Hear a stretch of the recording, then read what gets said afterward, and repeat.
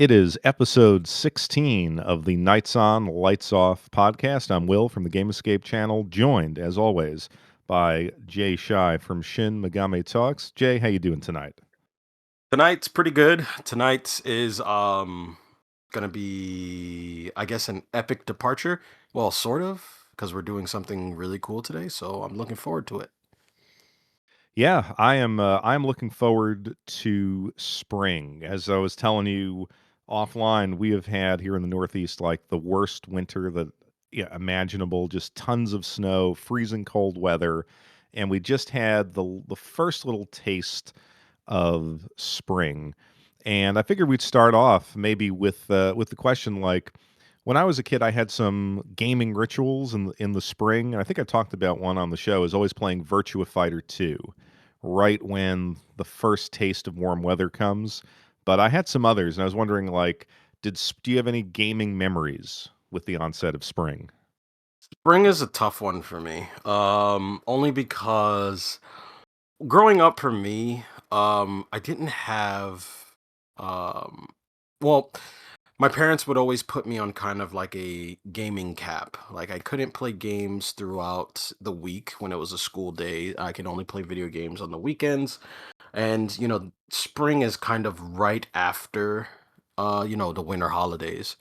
So it's kind of hard to think of spring for me. Most of my gaming always came from, winter or fall or summer.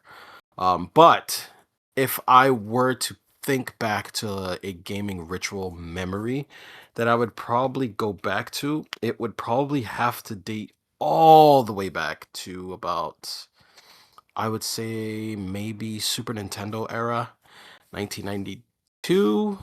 I would always rent a game called Rival Turf because Final Fight was always taken. So it's like the poor man's version of Final Fight. I would always go to this mom and pop rental shop that had it, and I would always rent it because I would always attempt to beat it. It's pretty tough beat 'em up because the hit detection is very bad in this game. But I mean, we all played bad games back then because that's all we really had. We didn't have too many options like we do today. But I ended up beating that game years later. When I got the Evercade, so that was the only time I was able to finally say yes, I got through this. But yeah, that was my spring ritual was Rival Turf on the Super Nintendo. What about yours? Cool. Yeah, I mean, I don't. As a kid, I would always, kind of like you. The holidays were a really big time for gaming, and then also the summer when you got off from school. So while I wasn't really like totally engaged in gaming in the spring, I would be sort of dreaming about what was to come, like the arcades. When I would go down to the Jersey Shore when I was a kid, back in Hmm. those days, the arcades actually had games as opposed to if you go there today, it's all those like redemption games, but you could play Street Fighter 2. You were always wondering like what was the hot new game going to be in the arcade. Yep. And around those times I was getting the old school gaming magazines, EGM, Game Pro, Nintendo Power. Yeah.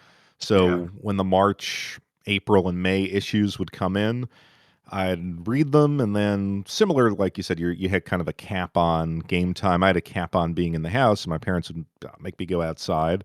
And I lived in a very walkable town, so back in those days, it was like, oh, your parents made you go outside. I'm just going to walk around the town into the city, and not New York City, but back in those days, like the main street and stuff like that. And I would just think about what I had just read in those gaming magazines and sort of dream about what I might get my hands on in the summer. So that's kind of the old school one. Actually, the modern one, believe it or not, is for whatever reason I discovered or rediscovered Initial D, the anime, the manga, around springtime, maybe 10, 15 years ago. And so now when the weather gets warm, I like to read some of that manga or watch one of the anime episodes, like the early, season 1, season 2, because that, for whatever reason, that sort of reminds me of my youth and hanging out with my friends and enjoying car culture and stuff like that. So that's kind of where my mind is when spring rolls around. Nice. Yeah, I remember those summers, not summers, but those springs. Um, yeah, I don't really remember any very fond memories in the spring with like you know, post PS1 eras or Sega Dreamcast maybe. Maybe Sega Dreamcast was mine, but that again, that's more of summer for me or fall. Yeah. So Yeah, because that came out so 99.99. I well remember that. well I mean, in terms of like when I was playing, like things I remember, I always remember, spending more time with those consoles during the summer or the fall. Um, but there, like I said, like those moments, I probably have a bunch of moments with the Super Nintendo because I was young enough to, get away with a couple of things here and there. So that's mine. Yeah. At around that era, I was too young, so. Yeah. I seem to remember it was actually the Sega Saturn, right? Because that was they had that shadow launch or that early launch in May, was it? It was supposed to come out in the summer, it was supposed to come out in the fall, but I they, think that like, was announced 96, 97, right? Yeah, 90 something like something like that, that. yeah. So, I s I remember that in the spring, like, I remember being excited about, when, like, hearing about that. I I don't remember. What's weird is that growing up, um, I've never actually knew that the Sega Saturn was a thing until years later. None of my friends had it. No one I knew bought one. Uh, Even my uncle, who was kind of an avid gamer at the time, he didn't even know about it. So it's weird because I no one spoke about the Sega Saturn in my area. Everyone always spoke about, oh, that's why for me it was kind of crazy that I went from Sega Genesis. I knew of the 32X, I knew of Sega CD, and then Sega Dreamcast years later. I was like, oh, Sega Dreamcast, I need that, But the Sega Saturn was like this myth that I thought someone was lying when they told me it was a thing. I was like, Sega Saturn never even came out here. That's not even a thing. But apparently it did. So I missed out on it. It no, it did, and I had this friend who was, like, very much in the Sega kind of system, the Sega worlds, had all the products, had a lot of the games. I remember I would talk to him about, well, this Sega Saturn, it's coming out. He was excited about it, and so it was in my mind, and then when it launched, he got it not too long after that, and it may not have been in the spring proper, like, I think maybe launched in early May, and he picked it up, like, a week or 2 before summer vacation, but um, I remember Virtua Fighter, playing Virtua Fighter on that. I can't remember if over here Virtua Fighter 2 was released with the system or the first Virtua Fighter. Like, I know in Japan they released with Virtua Fighter 1, and then they had to release, like, the remix that fixed all the bugs, Hmm. but for whatever reason here, I only remember playing Virtua Fighter 2, the long box Virtua Fighter 2. You Um, you know what? I maybe I might be lying a bit here. Maybe I did come across a Sega Saturn and I wrote it off as kind of like a tech demo that never came out because I do remember going into a Macy's. It's a blurry memory, but I do remember going into a Macy's and seeing a Sega Saturn and playing a game called Knights. I remember playing that and being very confused by it because I didn't know what it was. Like you kind of fly around. Was it a racing game? Was it an adventure game? It has like this weird 2D, 3D kind of thing happening. I remember playing that. That came out for Sega Saturn, right? yes, that was one of their big games. I mean, I don't think it was a Okay. release game, but yeah, that was definitely a big one. Um, I also remember playing Daytona USA. Now, I don't know if that was a launch game or not, but I sort of have those 2 memories with this guy playing Virtua Fighter 2, Daytona USA, and the town that I lived in, I talked about this, had a big arcade, like a really, really big arcade called Sports Park. Mm. And so we would go there. I mean, they had like every hot new arcade game. I remember playing these games, in Sports Park. And then, oh, wow, he's got Virtua Fighter 2 at home. And my impression was this Virtua Fighter 2 release is actually pretty good on the Saturn. I think it actually has held up over the years if you go back and play it now. And Daytona though was looked really bad. Like it had a lot of pop in, and yeah, it was kind of cool to play something at home that you were playing in an arcade cabinet, but it didn't hit as well back then. Although, I have played it more recently, and it's not terrible, but you could back in those days, you're always like, does it stack up to the arcade? Can I have the arcade Right. experience at home? Right. And the Daytona, I think, fell short of that. So that's kind of like the one. Maybe that's again why I go back to Virtua Fighter 2. I don't have a lot of memories past that necessarily, except like I said, the initial D stuff. So Mm. it's interesting how you associate different times of year with different games, different Yeah. systems. I'm always a sucker for that kind of nostalgia. But what I've been waiting for, and we recorded like at the end of January. Actually, after we recorded that last episode, we had a major blizzard here. So, and then we didn't really talk in February. But I know that you were really awaiting some major shipments, and you sort of bit the tariff bullet. So Yeah. I'm curious to know, like, what was that tariff bullet? How bad was it? um all right. So, well, I bit half the bullet. I'm doing some Okay. more research right now. So what was it that I ordered again? Let me look around my room. So I did get a copy of Chrono Arc. And I bought there was a couple of things. I bought some merch, some acrylic figurines here and there. And I bought if I'm not mistaken, I know it's up here somewhere. I have to try and find it in my room filled with all this merch. Um, I think I bought the sequel. Yes, I did. It was the sequel to Remelia's Scarlet Symphony. I think it's called Stranger's Requiem. I got that. They're limited editions and such. But anyway, I really just wanted to test out. All right, let me buy some of the smallest stuff and see how the tariff would hit. Um, so it it hits, but it doesn't hit as bad.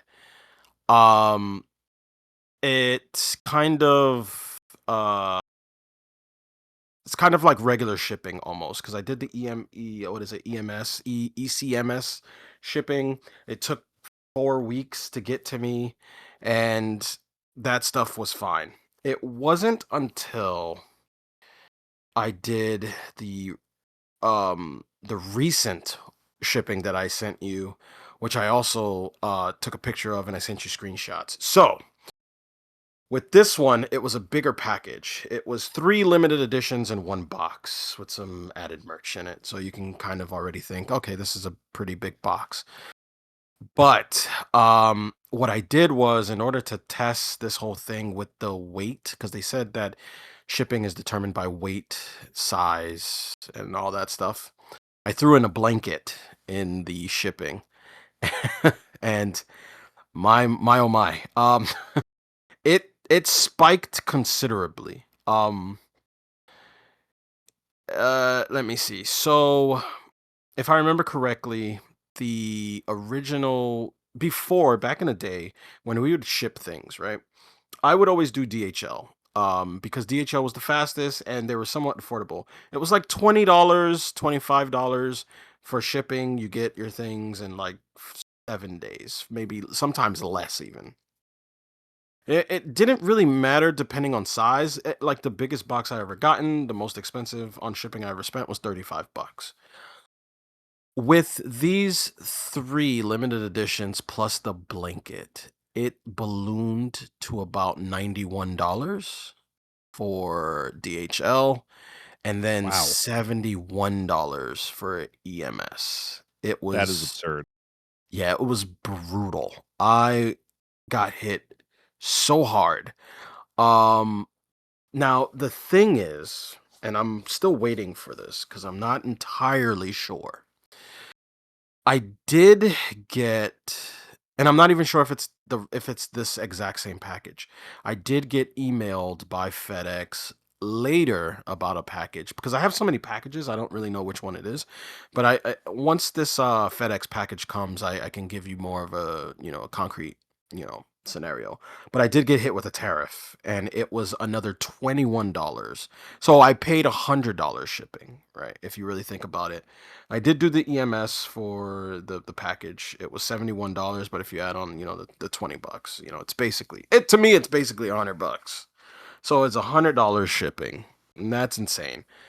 Um, yeah. So if I remember the screenshot that I took, let me see if I can get it, and I can kind of give it to you in um layman's terms of how much everything cost. Here, give me a second. Let me just go into my screenshots here because I did. Yeah, okay, so it was about $71. So let's see. Let's get out my currency converter. I'll tell you in a second. Let's swap this out. See what So what so you're it was 11,000 yen is what it was. And then for the DHL, if I'm not mistaken, yeah, it was 15K. So that's about $95. wow. Yeah, so that these numbers, like, for me personally, it prevents me from engaging in this hobby. Like, that is a lot of money, Yeah, for and for for for shipping, yes. Yes. that ruins it for me. I feel like once you for me, I guess the number mentally is about 50 bucks, and I think 50 bucks is high, but I could still, if I had a big shipment and they were like, "Hey, tariffs and everything, it's 50 bucks," I might bite the bullet. But when we get into, 90, $100 territory, you got multiple Yeah. things coming. I think at that point, I'm just like, well, there are other games that I could collect in this country, where I Yeah. could look to see, what things are already here, um, as opposed to getting the latest and greatest. For me, I placed my first, what I would consider big-ish order from Play Asia, which was 5 items. Not that that's big per se, but it's the first time I've done that since the whole tariff situation hit. And they charged me, so it's just 5 Switch games, 1740 shipping and tariffs. Wow. And so I think that's pretty reasonable. Of course, I think Play Asia's prices have kinda gone up a little bit over the years, and I'm sure some of the tariff is priced into the cost of these games, but overall, 5 games, $17, I can live with that. Yeah, it's it's weird for me, right? Because when we're speaking to our friend on the chat, Apollyon, he when he said, "Man, those prices are nothing. We've been paying that for years." And I'm just like, "Man, Canada has been paying this for I don't know how long." So it's kind of hard for us to adapt to these new habits because we've been the minis the what was it diminis export rule was in Oh, power de for minimis so exemption. yeah, it was in power for so long that it's kind of hard to adapt. But what it did do for me is that it made me become very picky choosy. I don't really yes, the importing is expensive because I'm doing testing to see what I can get away with, but I really have to like trim the fat like a lot because I mean I don't know if you saw in the chat I was leaving messages. I was like, "Man, I'm my July shipment is Yeah. really big and I don't know how I'm going to get away with this, so I have to trim this down like a lot." And I did. I removed a lot of things from my shipment because that's how I used to ship everything. I used to just pile everything in and then just kind of consolidate it and then get it shipped off DHL. It wasn't that bad, and I get it in a week. But now you do all of that. It's very high.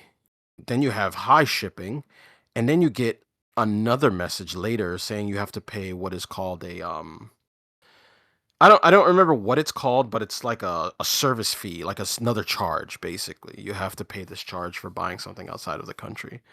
And it just, man, it really, you have to pick and choose. You can't get everything that you really want.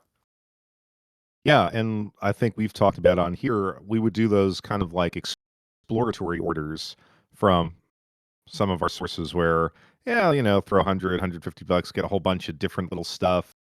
Yeah. A lot of it was so cheap, and then you would kind of get this surprise package and be like, oh, let's see what this stuff really is. Yeah. Unfortunately, at these prices, that has definitely gone away. So it's interesting. Although I think we should point out the date, that we're recording this in mid-March 2026, the tariff rate on Japan has gone down a little bit with the Supreme Court decision. Yeah, I saw that, and I'm I'm excited about that. I actually, Yeah.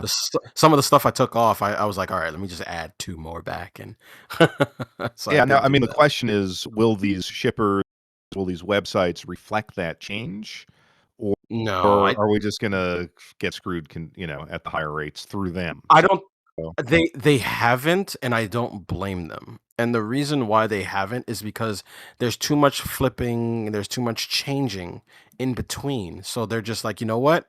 It's just gonna stay the way it is, and if anything changes that's dramatical enough, uh, they'll probably do it. But I don't see any big changes. I did one of my shipments, and I don't mind saying this, but so did you see how much my shipment went up on for July?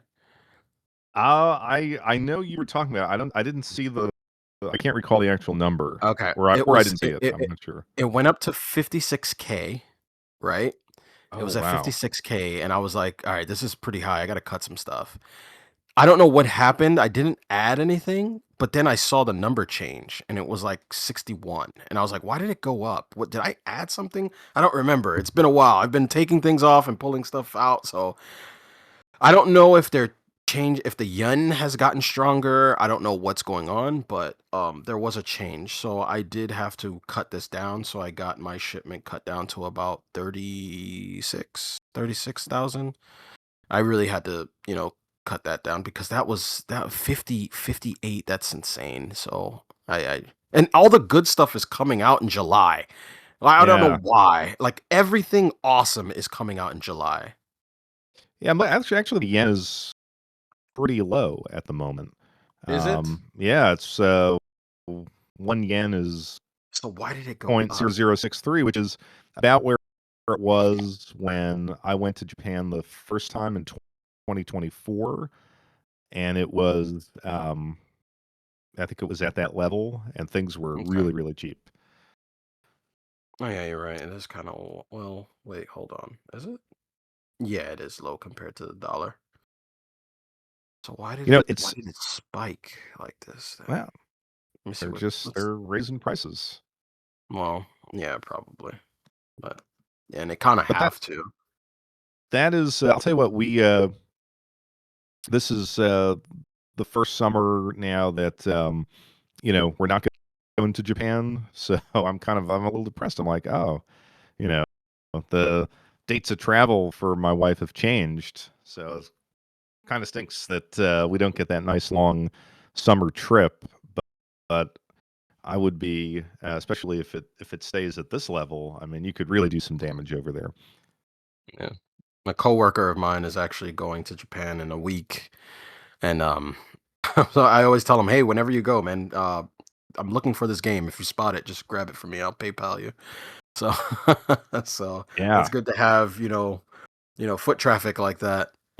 Fly to Japan. He's going over to Kyoto. He's gonna go see the cherry blossoms. Oh, So that's nice. That's apparently one of the nicest times of year and one of the absolute busiest. Yeah. as far as the tourists go. But no, I'll get back there. You and I have to go. You and I. Yeah, I We definitely have to take another trip to upstate New York where you are. Do some shopping there too, because I got to go back to two shops that are there in Manhattan, and come up with some bills, and then we can figure out Japan. Yeah, I'm telling you, the ideal trip, go out to Vancouver, chill with Apollyon, and then Vancouver, Tokyo. Yeah, that's Because the plan. Vancouver's a great city. That's probably my favorite I city in I North I heard America. they have some pretty good shops up there too. Yeah, when I went there, I didn't do a lot of game hunting, just because where we were staying, didn't seem like there was a lot, and then we did what all romantic couples do, and then we went to Victoria Island, Mm, and a little, I mean, beautiful, but a little boring for guys. Not a lot of game hunting up there, yeah. but really really cool city. So I think that's the game escape Discord trip. You know, that would be fun. But I have to, give me a sense of what you've been playing. I know you got all of these shipments. Have there been a couple Okay. games that you put out or that have As captured you your know, time?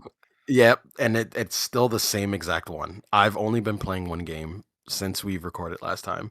Wait, no, wasn't it? I think last time, I think I said that I played a little bit of Chrono Arc, right? I think I said that. Yes. Yeah. Yeah. I will say this, Chrono Arc is a very good game. It's very addictive. However, this game's difficulty can really kick you around if you're not careful and don't understand the systems, but it's really good. But the one game that I'm still playing now is I'm still hooked on this Blaze Blue game. Like I am addicted to it. I can't stop playing. I was playing it today. Like I play it before I go to bed. I can't not play Entropy Effect. It's really fun. It's addictive and I enjoy it a lot. Um I have been doing some reading too. I've been reading some visual novels here and there. Um I got my hands on a copy of Witch in the Night, I think it's called. That's the one that was made by the guys who did Tsukihami and Melty Blood. So Okay. I got that visual novel. I haven't started reading it yet. Um it's just because I just want to like kind of iron out all my game time. But I've been doing some, how do I say this? I've been doing a bit of prep work. Let's just say that because I've only been playing the one game. Um, I've been prepping for this inevitability of me getting this PlayStation 5. So Okay. I've been trying to figure out what is it that I really, really want to play. So I've just been pre-ordering some PlayStation 5 games that I can play for the future. Is about it. But so far the only game I've really been playing was the Blaze Blue game. That's pretty much it, man. I haven't been playing much. What about you?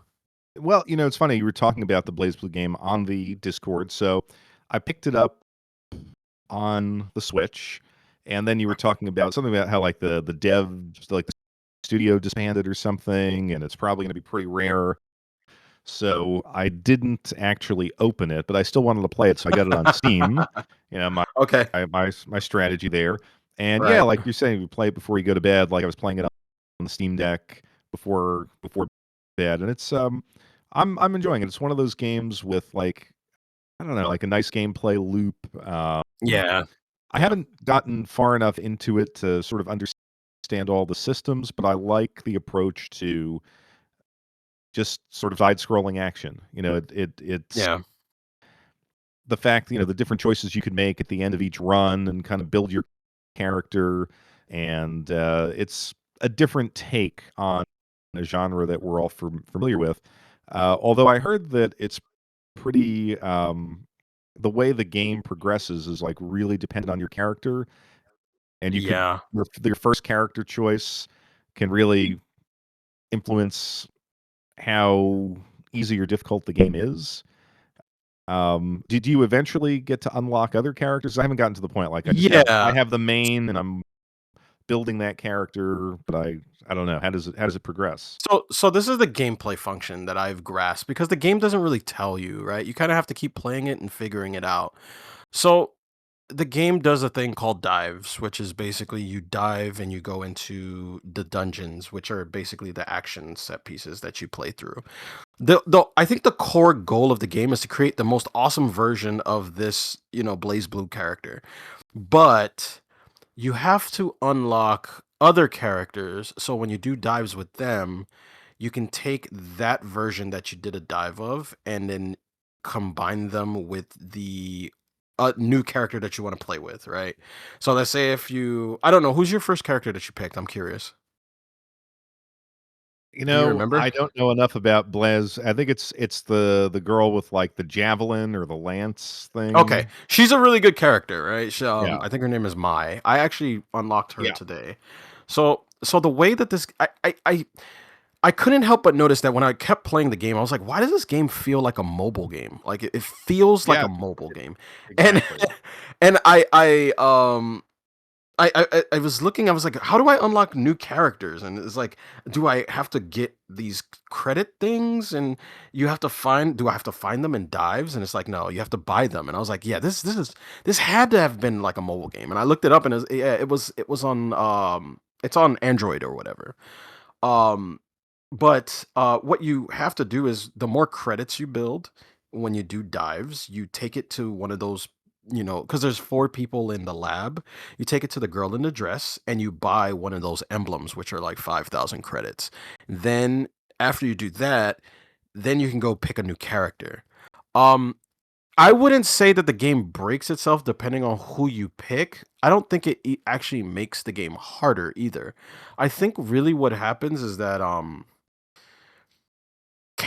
certain characters that you pick will really depend on the fun factor to me personally. There are certain characters that are amazing, but I just don't like playing with them because they're just not my cup of tea. But you'll get the farthest with them. Like there's a character in the game named Kokonoi, which is basically the best to me. I think her and another character called Bullet are probably two of the best characters in the game because they do, especially Bullet. I think Bullet is one of the most interesting characters to play with. If you ever get a chance and you're playing the game and you get more of those coin things, just get Bullet. Trust me. Um, Bullet, she has a unique gameplay effect where she can turn enemies into actual flaming bullet rockets, and she can throw them at other enemies. That's her gimmick. But uh the gameplay loop is you grab a character, you do a dive, then you keep doing dives until you get better. I guess they're like skills or attachments, attributes. I don't know what they're called. You get better ones and then you save that character. And then when you do a dive with a new character, you can select the old character with those attachments and meld them into the new character so that you can do new runs using equipment with the characters that you used before. But they don't go away.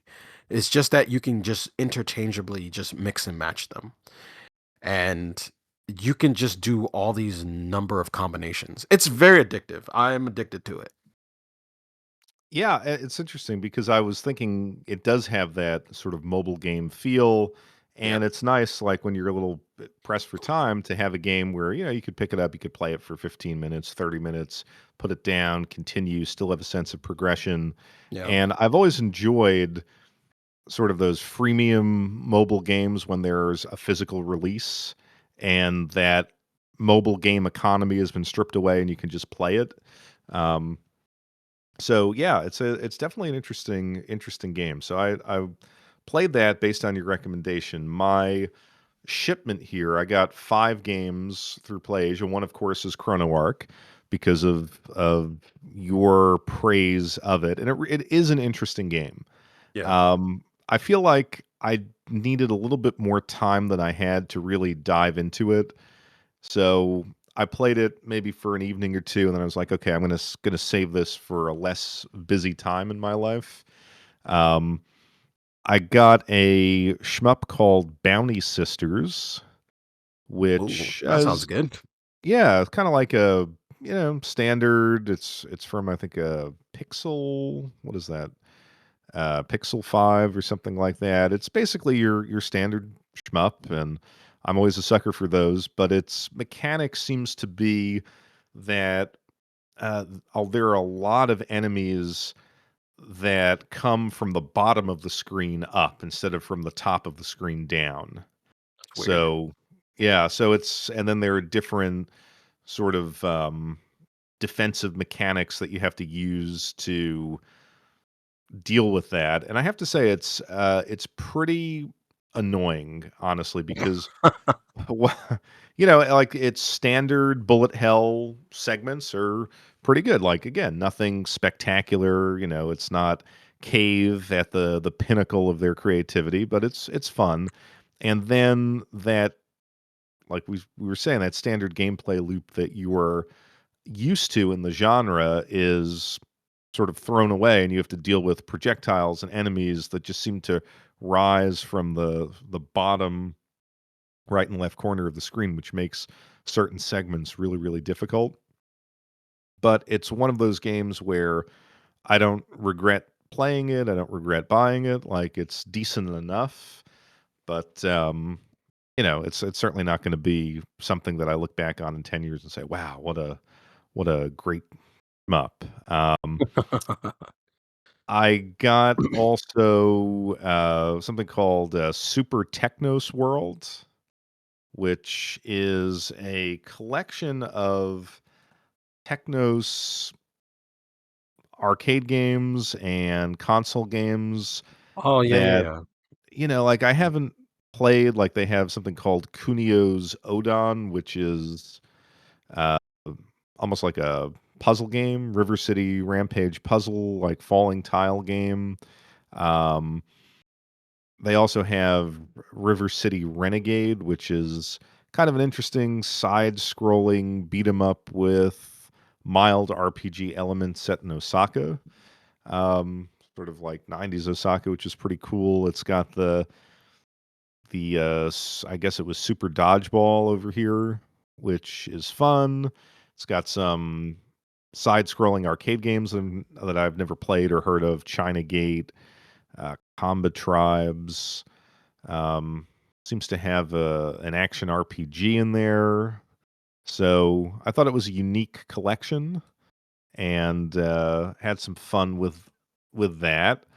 What else? I picked up the Fantasy Life game, the new Fantasy Life game, How is that? because I've heard people really praise it. I like level 5 RPGs. It's pretty decent. I mean, I don't know, I haven't played it enough. I enjoyed what I played of the first one on the 3DS.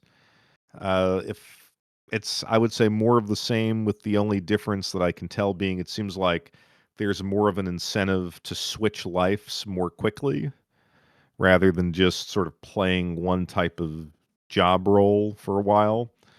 So I need to get more into that. And then I did pick up something called Ender Magnolia, which looked interesting, but I have not played that one. Oh, yeah, that's the sequel to, what's it called? Ender Lilies. Okay.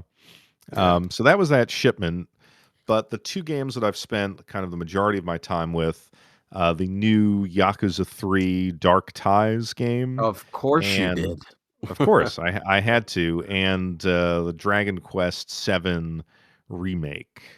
Oh, okay. So I was talking on the Discord that I've played Yakuza 3 many times and finished it many times. Well, I shouldn't say many times, maybe 2 or 3 times. But it's a long game, so I've invested quite a bit of my lifetime into that game, and that's not the best of the Yakuza games. So I felt guilty as I was playing through it yet again, and I actually stopped at probably the 30-40% mark on the main story and then jumped to the Dark Ties, Mhm. which anytime there's a new action beat 'em up Yakuza game, I'm down for it. It wasn't particularly great. Basically, you play a side story of the final boss in the original Yakuza game, and you get to the final scene of Yakuza 3, and then you kind of see what happens to the character after that. That's sort of the end of the game. I won't spoil it, but it's fun. I mean, it's not going to change the world. It's not going to give you some incredible new insight into the series, but again, it's one of those comfort games. I always enjoy the beat 'em up Yakuza games. I know that it has been a little controversial because they cut out a lot of things in the original Yakuza 3. Like in that game, you are living in this orphanage, and there's a lot of like story and mini games with all the different kids in the orphanage, and that was a really, really big part of the original one, and it seemed like a lot of that was stripped out.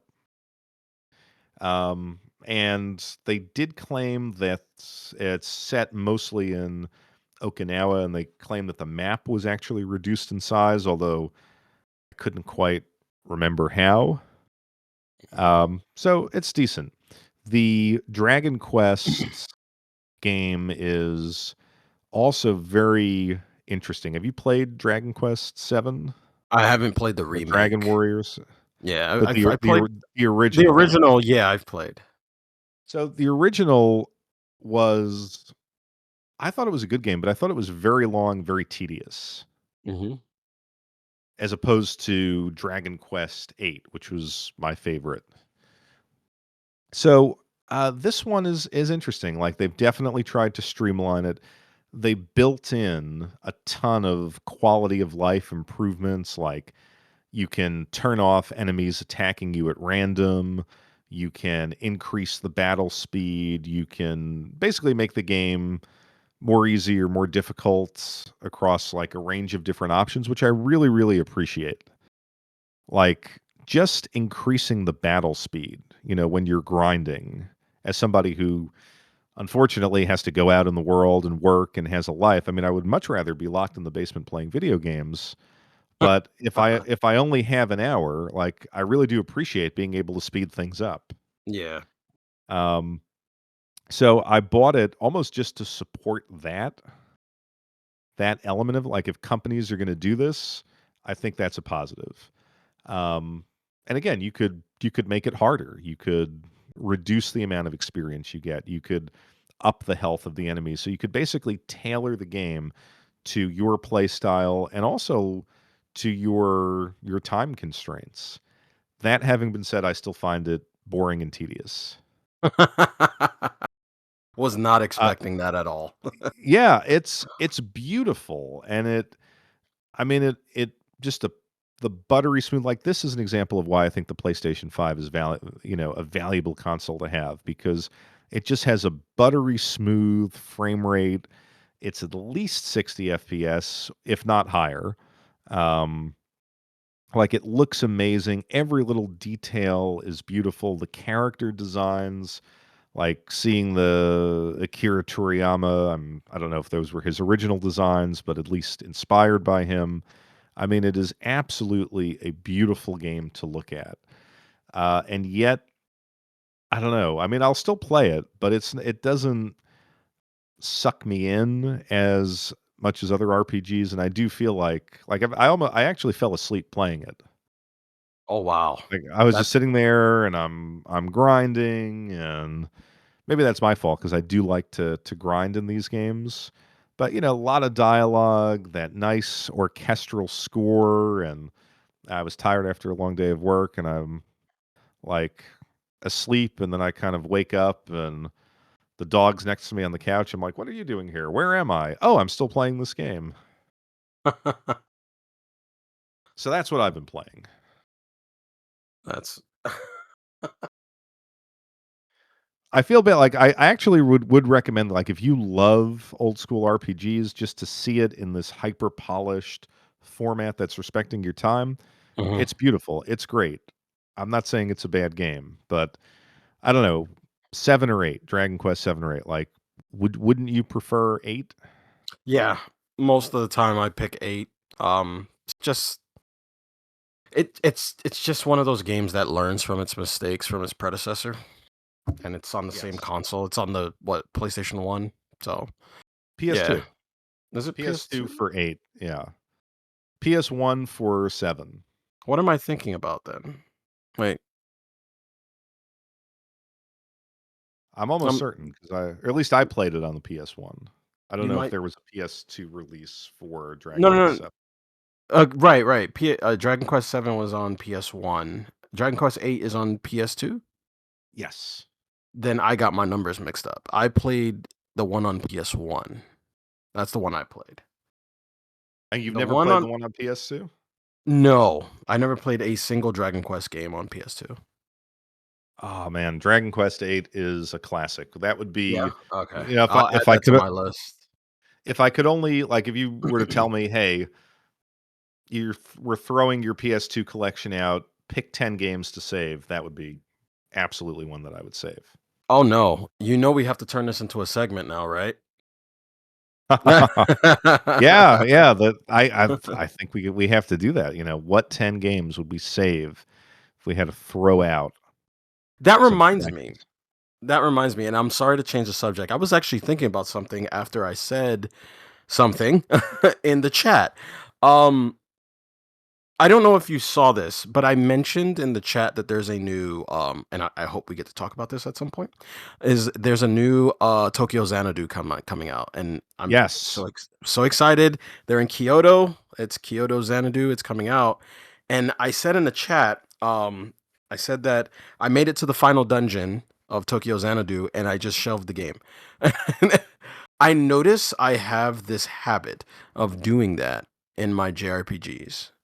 Like, I don't know why I do that. I make it to the final dungeon, I'm just like, too far. I Well, I don't think feel it's like like, is it for the same reason that I like, if you really love a game, you don't want it to be finished, you wanna save a it. little bit of it? It might be that. It might be that because I'm like, man, I love these characters. I don't want them. I don't want this to end. But I don't know because I've done this since Final Fantasy VIII is when I noticed that it started. Um, you get to Ultimicia's castle, and I'm just like, yeah, I don't really want to finish this. So Yeah. what I guess the question was what top three games do you have in your backlog where you make it to the final dungeon and you're just like, I don't want to do this. Yeah, so I mean, for me, it's more like I said, it's not that I don't wanna do it, it's that I don't want the experience to end. Right. And so I save the final boss battle just so I've got something to go back to. Believe it or not, Yakuza 4. I still Really? have the save file, like, right before the final battle. Um, Super Mario 3D Land, Hmm. which is one of my all-time favorite Mario games. Those are the 2 that, like, are definitely in my mind. The 3rd where I've done that is, I'm gonna say Kirby and the Forgotten Lands, but I'm not at the last stage, but I am taking that very slow. Okay. Like, I play, one sort of world, and then I put it down for a couple months because I'm like, I could if it was like a Saturday and I had nothing to do, I would just play that game all night through to the end. And I don't want to, I just want to enjoy each part of it. Nice. See, So, for me, I've done it recently with a game that I adore and I love it. And it's Underknots. Um, okay. I made it to the very final dungeon of the game. I know it's the final dungeon because you know how like you've been playing an RPG long enough or any game long enough when you get to like a certain area that has atmosphere, you're just like, yep, this is it. This is this is the final stretch. Like I'm literally in a how do I explain this? I'm literally in a floating void where all of the structures are moving up and down. And every platform has a teleporter where it teleports my party to a new area. And all the monsters look otherworldly. And I'm just like, yeah, This feels like final boss stuff. It's even worse that the whole level has no music. It's just like this bubbling sound. That's all Huh. it is. And I'm just like, yeah, all right, here we go. And I made it here, and I'm playing through the dungeon a little bit, and then I just shelved the game, and I'm just like, no, I don't wanna. And then the Yeah. sequel gets announced a week later. I'm like, no. Hey, I don't think it's a bad thing. It's I was thinking about this like for me when I look back on a game, I don't look back on the final boss usually. I mean, Yeah, obviously there's mm, exceptions of like great boss battles, things like that, but yeah. I don't, I think I've said it before. Like I don't even like the concept of boss. Mhm. I like the experience of playing the game in its entirety. Okay. And I feel, when I think that, like, honestly, when I told you I beat Yakuza 3 2 or 3 times prior to this, and it took me a while to realize, "Oh, wait a minute, the guy I'm playing in Dark Ties is in fact the final boss Mm. of Yakuza 3." Like, of course, I remember the fight, it happens on a rooftop, they've got the head of the family that Kiryu belongs to is like in a hospital bed. The guy drags him up to the rooftops, gonna kill him. You have this great battle. But, I forgot like the story of that boss Mm. from the original game. So to me, I don't know. Do you feel that boss battles are always memorable and that you get a sense of accomplishment beating a game, or do you look back and say, I really like that game because of the feel that I had while playing it? It's a combination of things because I can agree. Sometimes a lot of the bosses I really don't remember. Right? It's always I remember the things that they've done, and then I remember certain fights. Like one that pops up to me like off the top of my brain is Sephiroth in Final Fantasy VII. But Yep. not the fight between him and Cloud. The fight before that, where he has the six wings and he has the tentacles and he Mm. drops a meteor on your face. Like I remember that stuff. But like for other bosses, for all right, like Parasite Eve, right? Like I play this every winter that I can. I try to beat it. But I don't remember that final boss. I remember it being frustrating, but I don't really remember it. So I do agree to a certain extent. I don't remember the final boss and there's certain moments that yeah, you know what? You're right. There are moments that I remember. Cuz even with Final Fight, have you ever beaten Final Fight, the first one? You know what? I know I have because I had it on the Sega CD.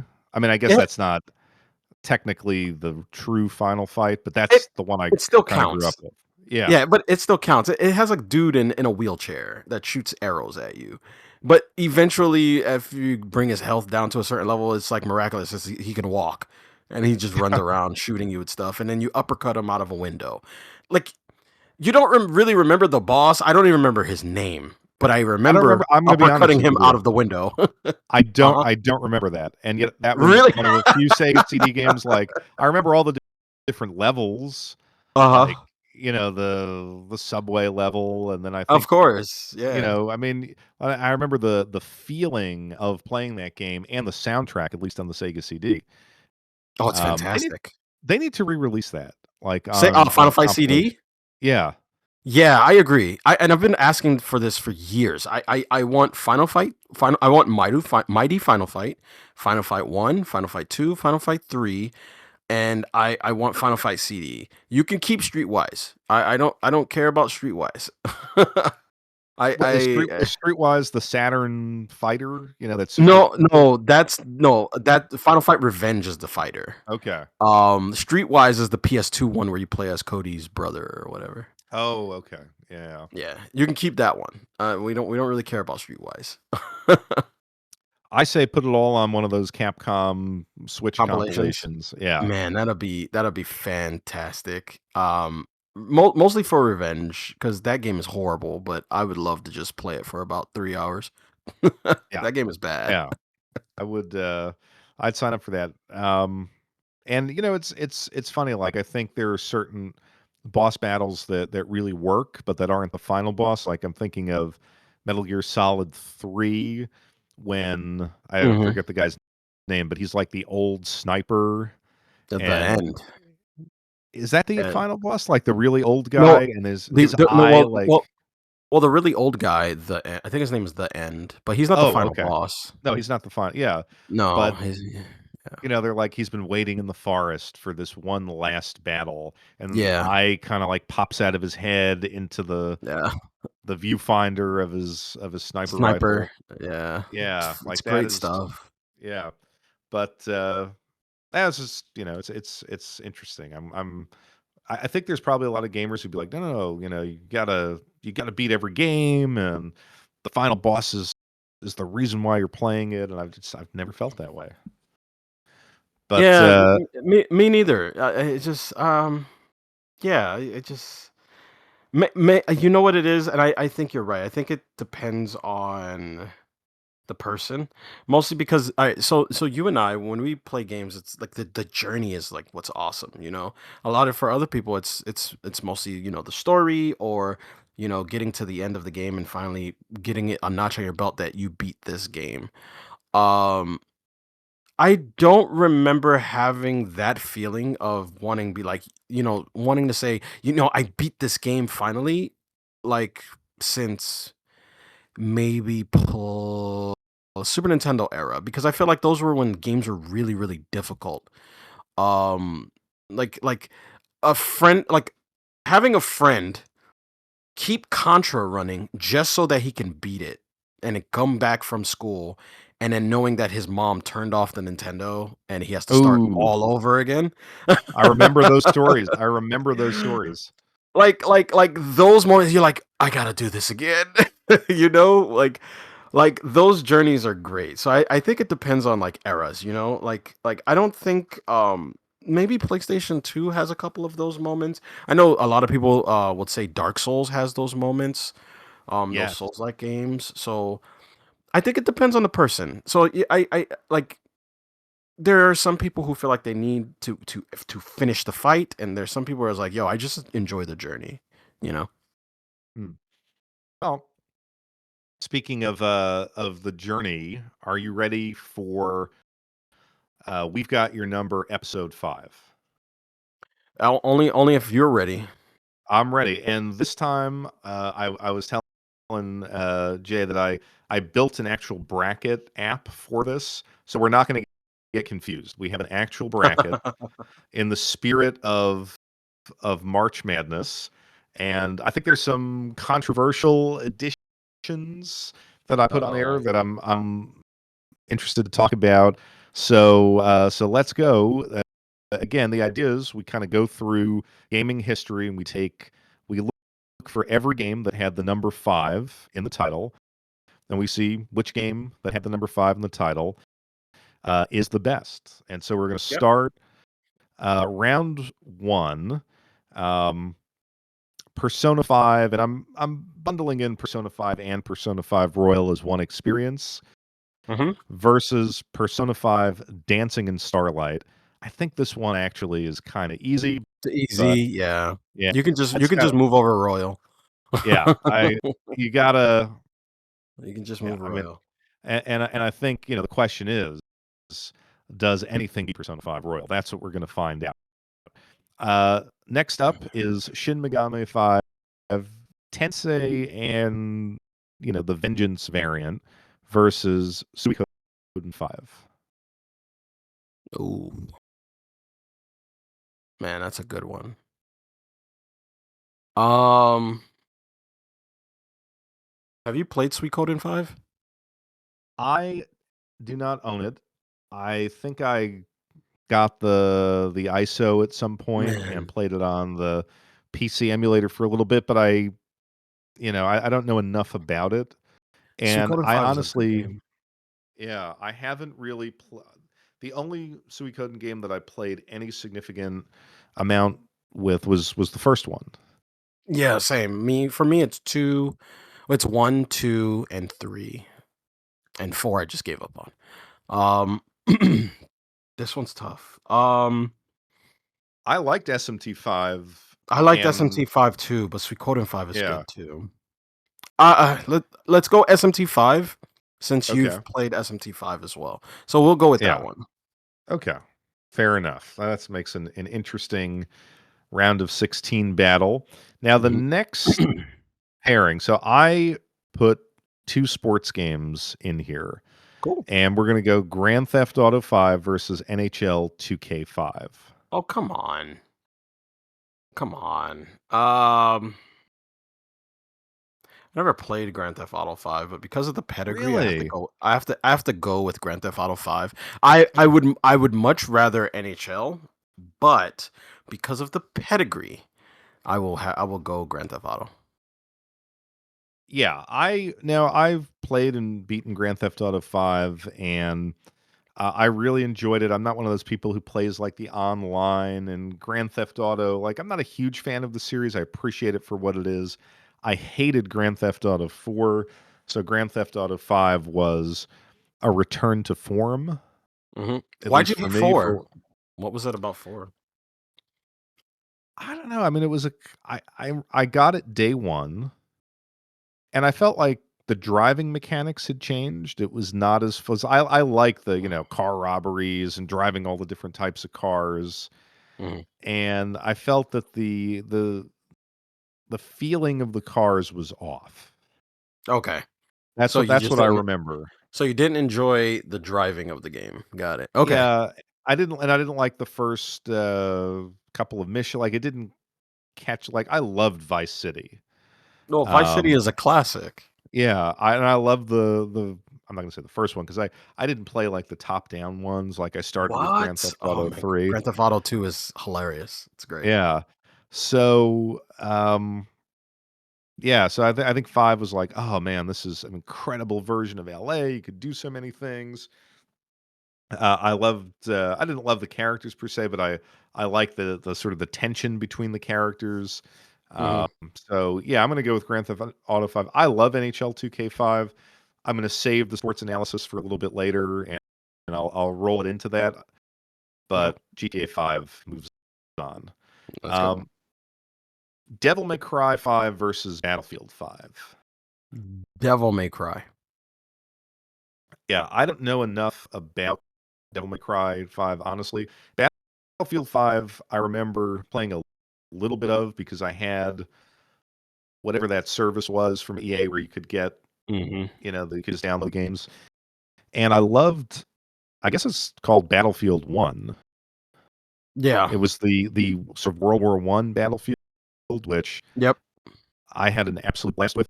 And so I was like, came into Battlefield 5 with an open mind, and then it was just like, modern times. I just didn't get into it. So DMC5 will move on. Here's the sports one that I'm going to fight for. NFL 2K5 versus Soul Calibur 5. I never played NFL 2K5, so I'm I've played Soul Calibur 5. So are you picking NFL? I'm going to pick NFL. I'm going to make an argument for NFL Make 2K5. the make the argument and convince me. Change my mind. Okay. So are you familiar with what the release of NFL 2K5 was like? No. So, NFL 2K5 was released head to head with, Madden 2005. And this was the Sega 2K series trying to really take it to EA Sports. So it came out at a $20 price point versus 50. And that year, whether it was again the hockey game, basketball game, baseball game, but certainly the NFL game, they tried to give you everything they possibly could for $20. It had a very full-fledged season mode. It had a first-person mode. It had something called the crib, which I never played or cared about, but you could sort of unlock all. You could kind of like build a mansion for your individual player and put NFL memorabilia in it. The gameplay was, to this day, if you talk about, you talk to fans of video game football all, they say Hmm. that the gameplay engine and animations and strategies in this game are better than the Madden games that are released today. It Okay. was one of the few games, I would say, in gaming history that has gotten better over the years despite having not been updated, because it was so innovative and the gameplay was so good that um, it just stands the test of time. Now, what happened after that, EA got very scared by the release of this game, so Mm. they cut a deal with the NFL that said, "Hey, we want to be your exclusive video game partner." And I think the deal was like 10 years or 15 years, so it effectively eliminated all of the competition, Right. including I remember that. Yeah. 2K5. Right. So I feel like the community around this game is so strong. Its impact on sports gaming was so strong. And I'm going to be honest with you, I always preferred Madden, and I loved Madden 2005. Um, but when I go back to this game, like I even look at it today, it had a fully animated halftime show with all of your highlights, which is something that Madden doesn't even do today. That's pretty awesome. Yeah. Wow. So I Did think not know that. a lot of people would argue that it's the greatest sports game ever made. I Hey, I'm not gonna fight you on this, so we'll keep it at NFL 2K5. Nice, nice. All right. I'm going to need your help on this one. Yakuza 5 versus Persona 5 Tactica. I Persona 5 haven't played Tactical is not Tactica. Tactica is not bad. It's not a bad game. It kind of reminds me of it's like XCOM almost. In Oh, terms of okay. gameplay, it has cover based shooting mechanics and all that stuff. It's not bad, but compared to the Yakuza game, I haven't played Yakuza 5. Um, but I've seen Yakuza in action. So, and personally, I would pick Yakuza 5 over Persona 5 Tactica because Persona 5 Tactica kind of has a throwaway story. Okay. It's not great. The gameplay is fine, but it's not fine enough to leave like a footprint in history, you know? Okay. Yeah, and I think Yakuza 5 arguably has, if it's not the strongest story, it's one of those games where the developers and the writers said, "We're going to do exactly what we want with this universe. We're not going to care about pacing. We're not going to Mhm. care about time. We're just going to tell the story that we want to tell." And I actually started playing this. I didn't realize that I had Yakuza 5, like the remastered version, on Steam. So I started playing it, and I'm like, oh, yeah, the story is really, really long and really uh, borderline tedious, at least because of like the structure of those old PS3 games where you couldn't save at any particular point, and it feels like it's one of those games that really forces you to find a save point. So we'll give that to Yakuza 5. Right. Another interesting one, Civilization 5 versus Resident Evil 5. Mhm. What are your thoughts on that? Resident Evil 5 for me was So I don't I haven't played a lot of enjoyed Resident Evil. I enjoyed Resident Evil 5. I know a lot of people didn't, but I did. I enjoyed it. But against Civ, that's another good one too.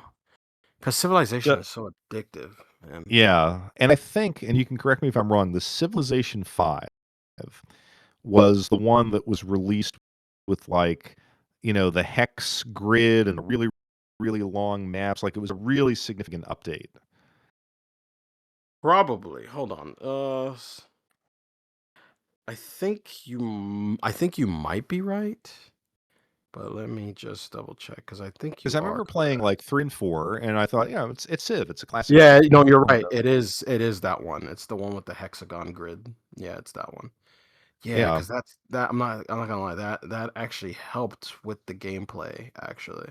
I think they removed that in later really? iterations of the game. Yeah, I don't think it does that anymore, but man, this is tough because Resident Evil 5 has a very addictive mercenaries mode. Oh man. This one's tough, man. And you get to play as Wesker in that one. Just Yeah, I'm not a Resident Evil fan, and I haven't played much of the series. And I remember with Resident Evil 5, like a friend had it, and we just kind of passed the controller back and forth one night. Like that was the PS3 era, right? Yeah. So like I felt like it was just the performance wasn't great. It was in that gray brown sort of aesthetic in that era. I don't like zombie games, so it didn't capture me. You know what? I'm looking at old screenshots of Civilization 5, and I'm just like, man, this is bringing back some memories. Yeah, go Civilization 5. Yeah, Civ Uh, 5. Civ yeah, because 5. I think what Civ is going to have going for it is, I mean, think about the hours that you could sink in. Like, I mean, it is Yeah. really one of the most immersive games. To say nothing of, I mean, there was an online mode that I didn't necessarily play because I didn't have any friends who were playing it. But I mean, if you really delved into the offline stuff and you were online, like you could have spent almost a good portion, Hours. yeah, of your life I in Civ I 5. remember playing Civilization young when I was like what, 15? 15, maybe 16. And I would I would sit in that chair for so long playing that game. My back would start to hurt. Yeah. That game is addictive. Yeah, Civ 5. Civ 5. The next one is, I think, an easy one. Elder Scrolls 5 Skyrim versus Mega Man X5. And Mega I say it's Man. easy because I'd have to go with Skyrim. You're going Skyrim? Yeah, I'm I think trying to let Skyrim. me I loved I didn't X4. I didn't enjoy Skyrim, but I didn't enjoy Mega Man X5 either. Uh what Mega Man X5? Let me just remind myself which one this is. Uh I have a bit of a soft spot for Mega Man X5, but it wasn't great. Um yeah, but I didn't enjoy Skyrim either. This is So hard. yeah, I didn't I'll let you pick. see. I didn't like Skyrim. Like I preferred Oblivion to Skyrim. Right, same, Yeah, same. I'm looking at X5 here. Like I don't know. I like Mega Man X4. I like X4. X4 is really good. And X5 is not necessarily a bad game, but It's not the bad, it's stand just forgettable. It's just a yeah, forgettable game. I I yeah. think All right, that Go Skyrim because Mega Man X5 is so forgettable. It just blends in with X6, X7. It doesn't matter yeah, until you get back to what Mega Man which one was the one that was on the virtual console? 9? Like yes. yeah, so I would go Skyrim then. Yeah, and I just kinda look at it like if you had to hand one of these 2 games to someone, and this was the only game that they were gonna play, what game would be innovative and absorbing relative to the other? I think Skyrim. Yeah, Skyrim would definitely be that game that would you can take at your own pace, So, Hmm. yeah, I would go Skyrim then. Next up, Tekken 5: Dark Resurrection versus Street Fighter 5. Street Fighter 5. Really? That's an Yeah, interesting I'm one. going Street Fighter. I'm going Street Fighter 5. I played Tekken 5 recently. I'm not really a Tekken guy. No, I take that back. I'm Tekken 1, Tekken 2, Tekken Tag. I like those. Um but I did recently play Street Fighter 5 and I thought it was fine. It wasn't great, just fine. Um yeah, I'd go Street Fighter. What about you? So now that's interesting because I would have thought that you would object to Street Fighter 5 on moral grounds. If if you recall, Street Fighter 5 was released with no single player mode whatsoever. Well, okay. Well, It was I'm thinking Street Fighter 5 complete. That's what I'm okay. thinking. Okay. Yeah, Yeah, I see I'm it as whole, like it evolved. People got okay. so pissed off, and then they released the arcade, and then they finally got it to its finished product. But if you look at the entirety of it, like it was a very disappointing Street Fighter, I thought. I mean, definitely if you look at it like that. Yeah, well Tekken will take the cake. But as a game that I played, I'm not gonna say that it's a better game because it's not that it's a better game. It's just that have more fun not playing Tekken. But if you want to take it to a point where it's you know, well, it didn't start off as a complete game. I mean, Skyrim has bugs. That But it you was know, complete. Like it was an sort of, yeah, sort it of. was an But experience. Like I and Dark Resurrection or Tekken 5, like the Dark Resurrection version on the PS3, and that was a 1080p 60 PS3 game with a lot of content for not that much money, if I recall. I spent hours with it. I So, I I I think this one is one of those moments. I'm probably gonna stick to my guns on this one because I did enjoy Street Fighter Five. you gave me NFL 2K. I mean, yeah, in its final form, Street Fighter 5 was, It I thought that, it eventually has a final form. yeah, like Eventually. I thought it was better than 4 in its final form. Definitely. Definitely. So I'll give you that one. I'll give you that one. The next one is weird. Virtua Fighter 5 versus Space Channel 5. Mm. And I'm going to admit, Space Channel 5, a friend had it like back in the It's a day. it's a rough game. I suck at those like rhythm Rhythm games, games. music Yeah. games, so I didn't like it. And Virtua Fighter 5 is good, but I'm a Virtua Yeah. Fighter 4 guy, so it's tough. I'll go Virtual Fighter on this because Space Channel frustrates me.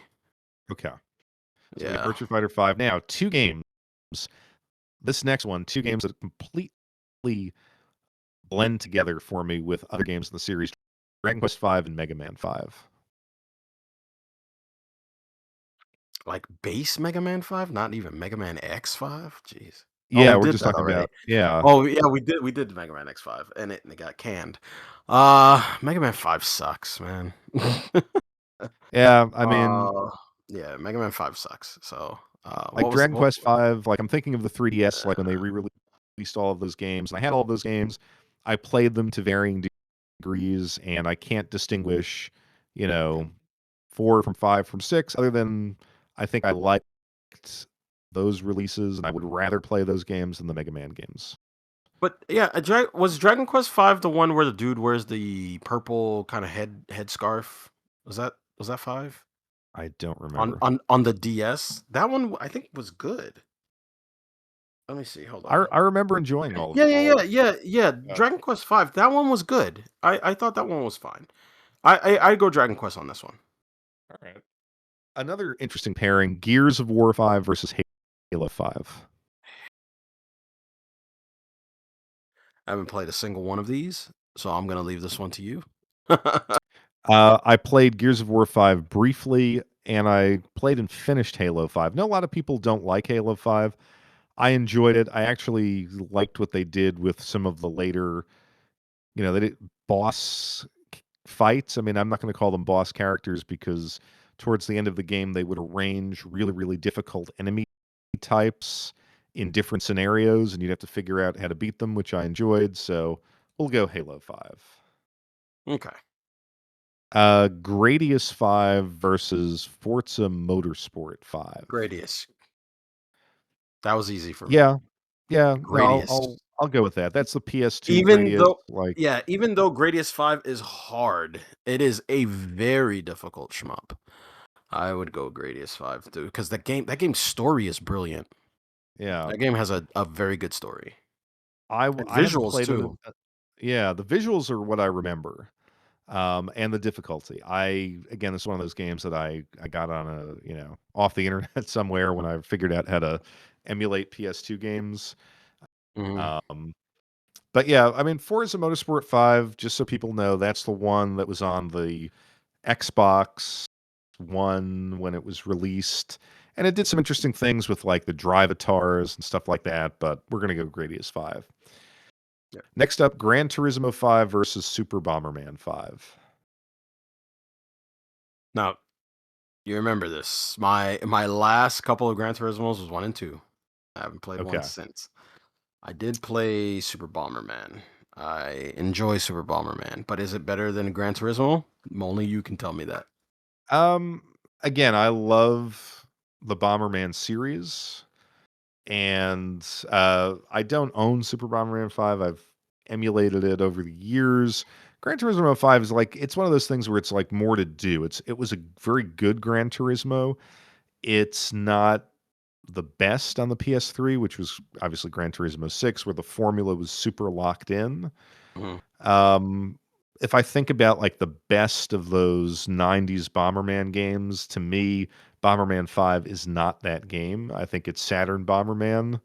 So Okay. it's not like Super Bomberman is the best in the series. I'm gonna go Gran Turismo. Okay. Two more here in the first round. We've got Dead or Alive 5 versus Metal Slug 5. Dead or Alive. Really? Yes, Dead or Alive 5 over Metal Slug 5. You remember, I don't like Metal Slug After X. I don't Okay. think any of those were good. I thought Metal Slug 1, 2, and X are good, but going forward from there, I thought that they were just not they weren't good follow-ups. Put it like that, because it was just Okay. more of the same, you know? With Dead or Alive kept trying to push the envelope, and I really enjoyed Dead or Alive as it, even after it got canned. Interesting. See, my thinking was like I like the Metal Slug series, even though it's more of the Mhm. same. I've always enjoyed, not only the gameplay but the gorgeous pixel art. So even though could I distinguish 5 from 4 from X? It's been a while since I've played through Metal Slug. Mhm. So I really can't in my mind separate them. However, when I think of DOA 5, like that was the first one on the Xbox 360. No, maybe not the first one, the second one, but it was to me that always represented like the Koei Tecmo like money grab version of DOA Yeah. where like it was the start of like now if you were to play DOA 6 and get it on Steam it would be like $1,000 to unlock the whole game. And I think that started with this one.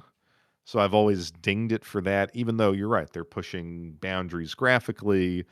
There's some of the most I've always loved Dead or Alive, like just on a pure gameplay standpoint. Um, tough call, but yeah, you gave me a new perspective on DOA, so I'll go with 5 on that. And then last one we have Persona 5 Strikers versus Final Fantasy 5. I prefer Strikers, to be honest with you. Yeah, I didn't spend much time with Strikers. I probably played like 3, It's 4 really hours of fun. it. Yeah, it's It really was fun. fun, and yet Yeah. Final Fantasy 5, like, I remember, again, SNES era Final Fantasy 3/6, right? No, no, The no. Yeah, yeah. You're right. Because 5 is 2, right? Yeah. Final Fantasy 2. something Yeah. like that. So, Yeah. when I think of that era, that's the game I love, that's the game I spent the most 6. time in, it's a Yeah. classic. 5, I'm having a hard time distinguishing that. So we're going to go Persona 5 Strikers, which means we start the round of 16 with Persona 5 slash Royal versus SMT5.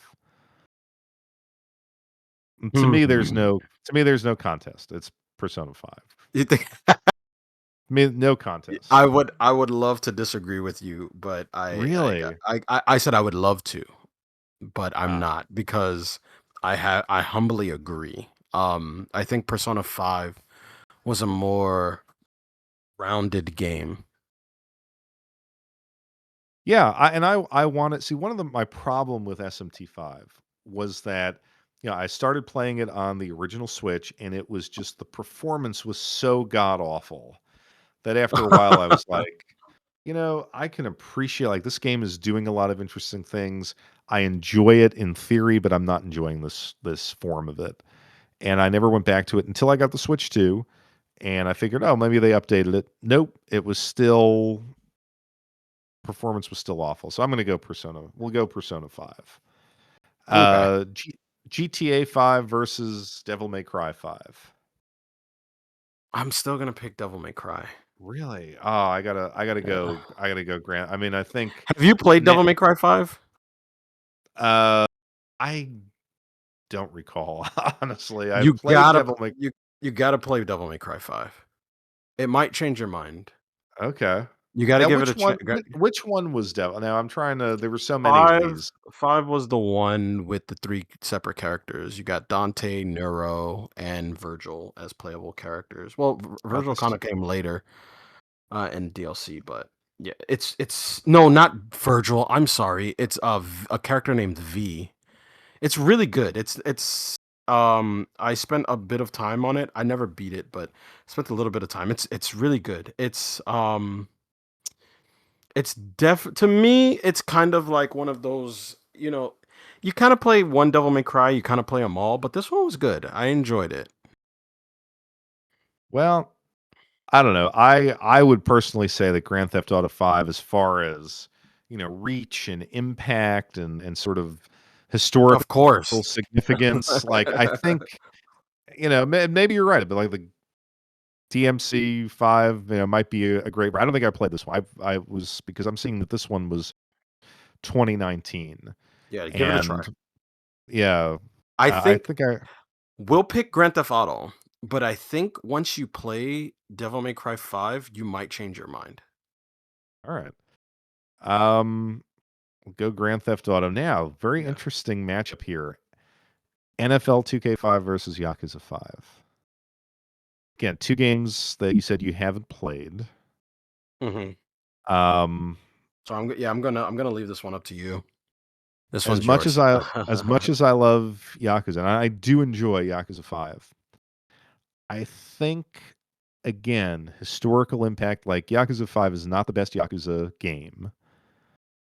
Um, I'm gonna go NFL because Okay. I think its staying power has been so strong that historically I couldn't choose Yakuza, even though it's my favorite series. Sid 5 versus Skyrim.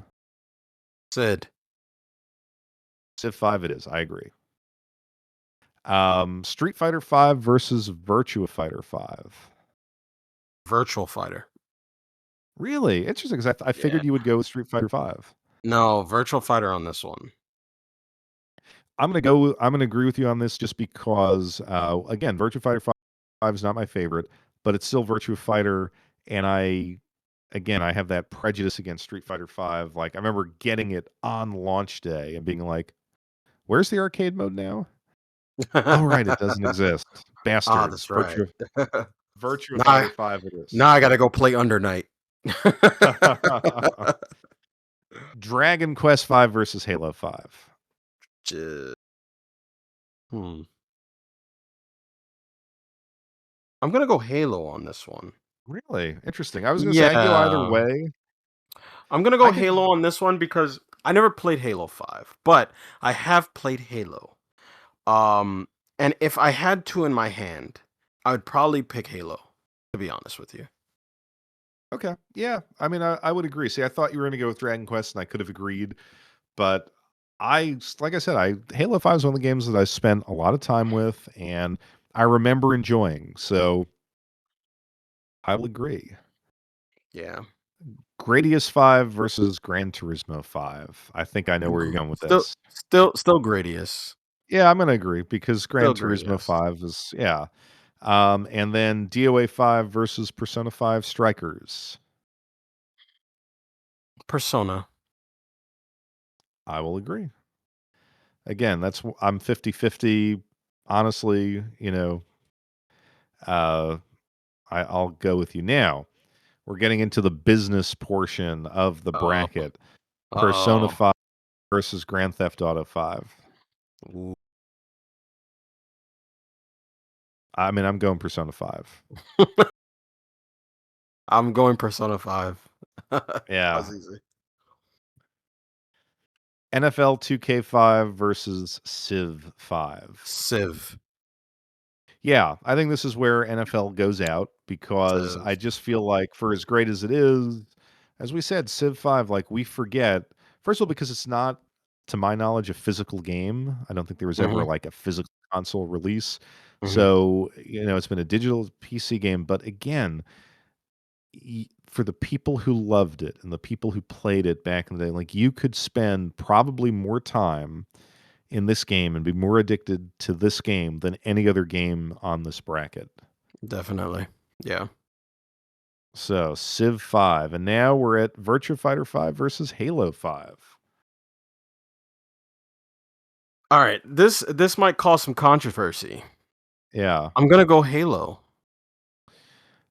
I'm gonna agree. I'm going to I'm gonna. agree with you because only because I thought, Virtua Fighter 4 on the PS2 was so strong, whether it was having like the arcade battles where you went to actual arcades in the city and tried to become the strongest player in those arcades, to the great gameplay, to the fact that it had the original Virtua Fighter 10th anniversary game built in. Mhm. To me, that was the pinnacle. So Virtua Fighter 5, while good, I remember when I first saw it, at least when it was released on PS3, I was like, "Oh, this is cool, but it doesn't look that great." And the subsequent, like, the PC version that they released a couple of years ago has been good, but I think Halo 5 is a strong game, and I think It it is. does. Yeah. Yeah, it's a stronger version of the series than Virtua Fighter 5 is, so we're gonna go with Halo. Um, Now, Gradius 5 versus Persona 5 Strikers. Persona. Really? That's an interesting one. Like I said, I haven't played enough to really say in any kind of authoritative sense, but when I played Persona 5 Strikers, I liked. So, there we If go. if So, if I were to give you both of yeah. those games to play, which one are you picking? Um, like, I feel like I would be happy to own Gradius 5 on the PS2, like, to own a physical copy, but Mhm. I do feel like I would get more hours of enjoyment out of Persona 5 Strikers. Yeah. Yeah, I'm going Persona 5 Yeah. Strikers. It's a fun game, it really is. It didn't last too long in the limelight. It kinda dissipated, like, as soon as it came out. But it's a fun little game. It's a because its mechanics are unique, right? Like, it plays like Persona. It has all the magic stuff, but it's not a RPG. It's more like a weird Musho brawler with battle transitions.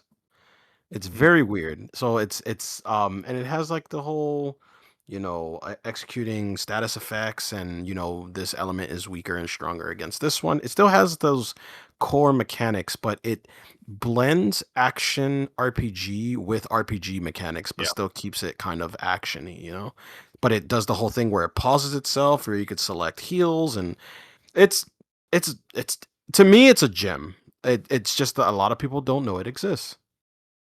I would agree with that. I think that's fair. So, our final 4: Persona 5, Civ 5, Halo 5, Persona 5 Hmm. Strikers, and I think this first, matchup of the final 4 is kind of the game of our tournament, and that is I think we're actually joined. Someone actually joined the show. And they It instantly was left. MG and instantly left, but, hey, Persona 5 versus Sid 5. I wanna say Sid Meier's. I'm gonna go Civ Sid. 5. I'm gonna go Civ. Yeah, I'm gonna go Civ. Interesting. Um, I was gonna go Persona 5. I believe Persona 5 would be in, like, my top 10 games that I've played in my life. Civ 5 is very close, and From the only differentiator for me is when I think of the Persona series, Persona 5 to me stands out as the best iteration of that series. And it's to me, it was significantly better than the other ones, as good as the other ones were.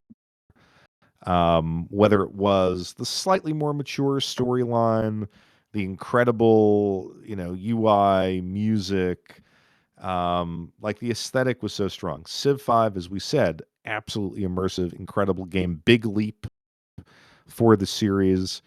But if you handed me like Civ 6, which I played a lot of, or Civ 4, which I played a lot of, or Civ Mhm. 5, I could be like, I could enjoy those games equally. Right. I'm the same way. Yeah. I'm looking at this more or less.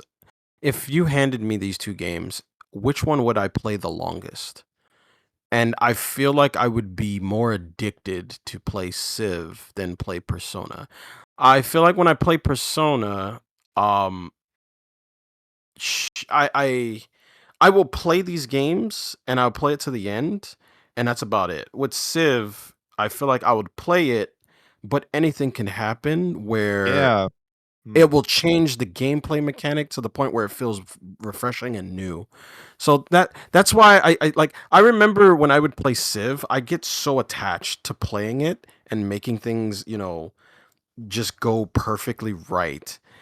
That I would start sweating in my chair when I was a kid. I Mm. remember that those moments. I never have those moments with Persona because when I play Persona, I know what's coming because I've beaten the game before. But with Civ, Yeah. I can increase the difficulty, or I can change something, and or purposely do something wrong just so something else occurs and changes the game going forward. So for me, it's Civ only because of the amount of options in terms of replayability. That is true. And are you taking into account like the Steamworks integration where people kind of came up with their own maps, their own scenarios, and No, then I'm not thinking about that because yeah. When I had Civ, I wasn't attached to Steam yet. Okay. I wasn't a Steam guy. I was more or less, oh, it came in the box. This is how I was gonna play it. Now you just open the gateway when you say, oh, but you can play it like this, and it's like, oh man, I can play with other people's worlds. I can start attaching these things. I just feel like Civ is it's just You've man. you've made a convincing argument. You've made a convincing argument. Though I would push back and I would say like the same argument could be made for Civ 6. True. Yeah. Especially if you're talking about, like, Steamworks and all that. I don't think Civ 4 had that. It was too old, but you did have the idea of, like, the constantly evolving scenarios.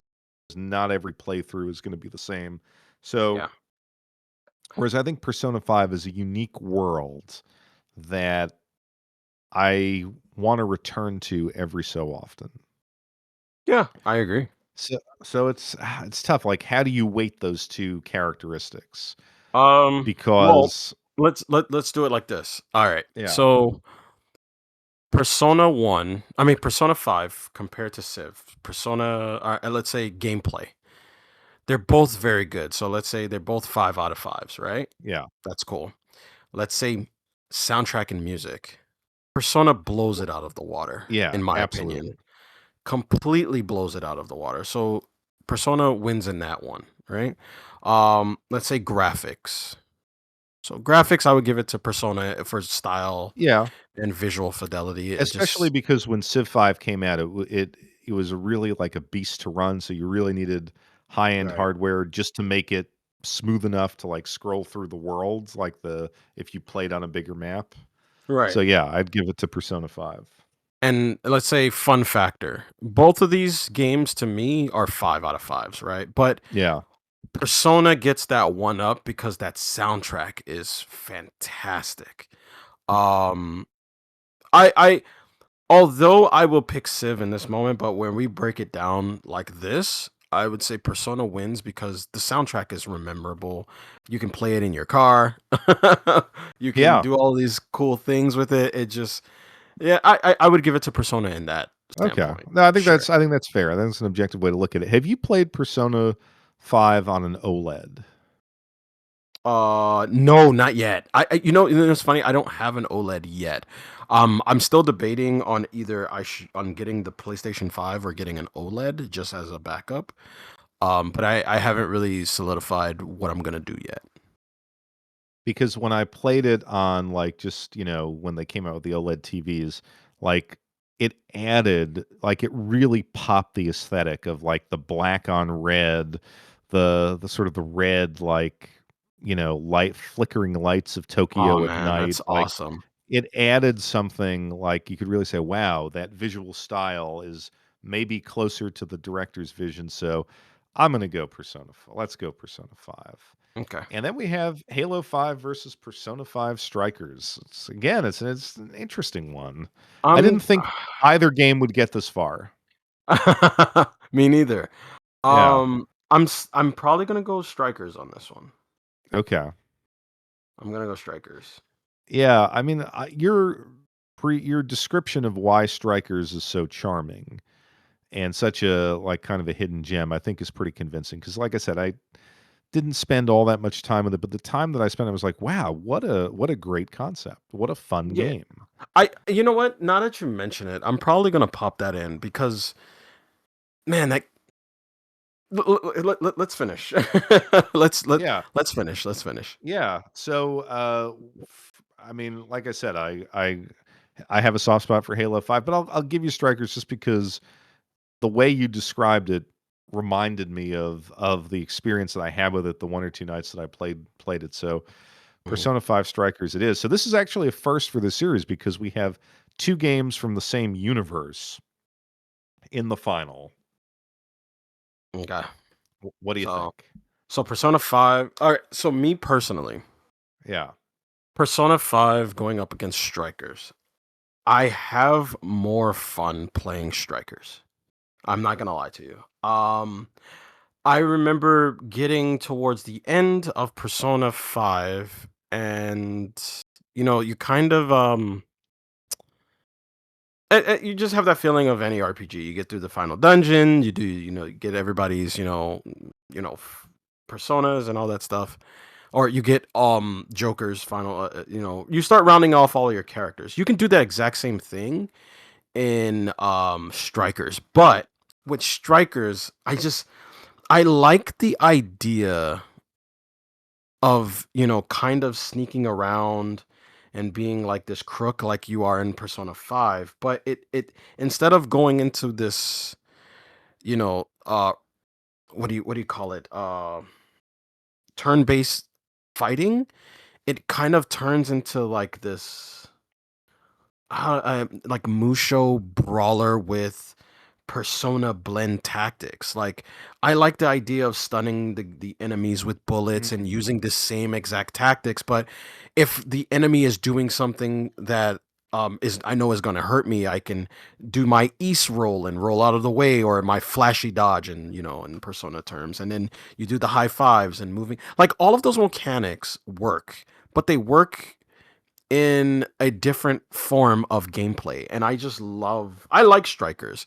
I know a lot of people didn't because it wasn't turn based, but I thought it was great. I thought it was really, really great. So I guess my thought when I played it was, again, I totally agree with everything you're saying. I'm like, oh, what an interesting way to return to the world of Persona 5. Yeah. Like, but yet, if I'm trying to, make the comparison, right? Persona 5 gave me that world. Hmm. So I and I think when you're sort of when you're in that sort of RPG discussion, don't you have to go with the game that created the world, that created the very aesthetic that Persona 5 Strikers benefits from? Mm, I wouldn't. Only I don't think you do, and the only reason why I'm saying you don't is because um they're both separate games, and everybody tends to feel differently towards one or the other. So you can't really do that. Like there's some people who love Persona 5 but hate Strikers. So so it's like you you can't take it in that route, but what we can do is do the exact same thing we did before, right? Gameplay factor. All right, no, we'll do this. We'll go a little bit backwards, right? Fun factor for me, they're both 5 out of 5s, right? I Yeah. enjoy them both equally. They're both 5 out of 5. However, in terms of gameplay, I had more fun with the gameplay aspect of Strikers over Persona 5, only because when I go into it, and this is probably why I had more of a love for Persona 4 5 Strikers. When I bought Strikers, I didn't watch any videos. I didn't see anything. So I went into the game very blind. Uh Messing around with Joker and like the party almost being Batman, but when the Mhm. game turned into this combat system of being this kind of East kind of gameplay, that just shocked me. I was like, I didn't think the game was gonna play like this at all. So that just that upped it for me. I was like, oh, okay, this is great.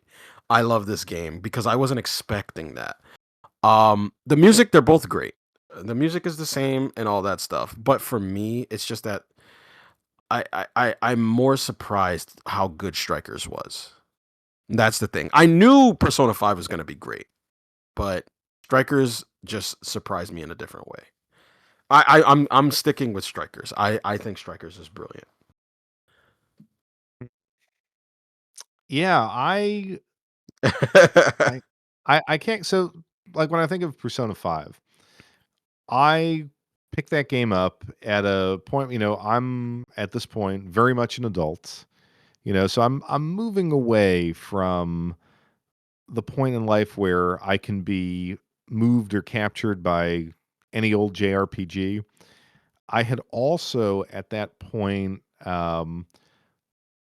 broken up with a girlfriend, kind of ended, a long-term relationship, and so I wasn't in the greatest place.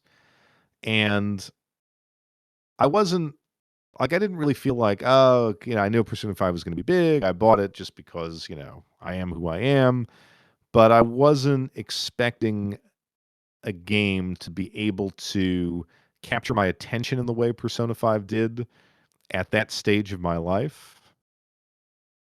Like, yeah, the Japanese high school drama stuff, it is what it is. It's part and parcel of being an import gamer, of being an RPG gamer. The stories don't change, but they did something very unique. And then you add the music and the style and the fact that they sped up the battle system and you even had platforming elements. Like, I feel that that initial boost of innovation, like if you gave Persona 5 to someone who liked video games but had never played it, I think it would resonate more than Persona 5 Strikers. Like, I think Persona 5 Strikers resonates because of an experience that you had in Persona 5. Like, even if you are a fan of Persona 5, you pick up Strikers and you're like, "Oh, I don't like this because it's not turn-based combat." Like, that's a decision about your like or dislike of turn-based combat. Whereas, I feel like Persona 5 needs that background that Persona 5 gave you, or the Strikers needs that background. I don't know. This It's a one, tough one. It's like, this one's a tough one because for me, Strikers is my Persona 5 version of Ys, and I love Ys. yeah, no, So, I mean, like you've made a very strong argument. I guess the way eh, we solve it, right, is to say what so, look at historical significance or look at like what do you think? Like if you handed one or the other to somebody. what would they pick? Yeah, what would they pick? What They're would they're give they're they're them they're they're most the likely most picking They're most likely picking Royal. yeah, like what would give them the Yeah. most complete experience in this world? Well, that see that now that's a different question, right? Yeah. Because they're both very complete games. Um, but if you were to hand anybody, Persona 5 Royal compared to Strikers, they're picking Royal. Like I think I so. will I will admit that they are definitely picking Royal. However, I you know what? I'm not gonna say Strikers is a better game because it's not that it's a better game. I enjoyed it more for me. Um, but if you were to hand this off and be like, "Hey, pick one," yes, they're picking Royal. I would So agree. I think Royal is the winner then. I know. I do think that Yeah. you've to anyone who listens to this, you are gonna give them a reason To to play play Persona Persona 5 5 Strikers. Strikers, Because you're right, definitely. it was overlooked. It really is. It's an overlooked, really good. It almost feels like you're playing Batman and Robin mixed with what's it like an East game? Like if you're not into East, it's Batman meets East. It's weird. It has Yeah. it's a really good hybrid game, and it still has Yeah. it's and the thing that makes it really cool about Strikers is that it still has some of that turn-based stuff because Yes. there's like this mechanic where I think you press the R trigger and then it freezes the game and then they do like this stylish spin and then all the menus pop up and you can select what magic you want to use. And I'm just like, all right, this game is fantastic. Who did this? I'm gonna go back and play it tonight. Actually, if I Oh get a yeah, chance, I'm gonna. I'm most likely gonna pop it in too. Yeah, because Yeah, I still have it. because I just noticed I have it. I actually have it on Steam. I have it on when you first told me about it. Like I got it for PlayStation Try out 4 or Tactica too. the Switch. Tactica isn't Yeah, bad, but give it a try if you can. It's not bad. I have Tactica. I feel like I'm going to, but I'm looking at it here. I've never actually played it on Steam, Well, there we go. which is You got it. interesting. So I I feel actually need like to I actually need to Steam get a controller for OLED. Steam. Yeah. Yeah. Okay. So all right, Persona 5 Royal is the winner, but a lot closer than I would have thought. Like when I looked at the bracket, I was like, "Oh, Persona 5 is going to win this easily." But I think Sid. Why Yeah, do I Sid Meier? I think Sid Civ. came in really close. Civ, Yeah. sorry.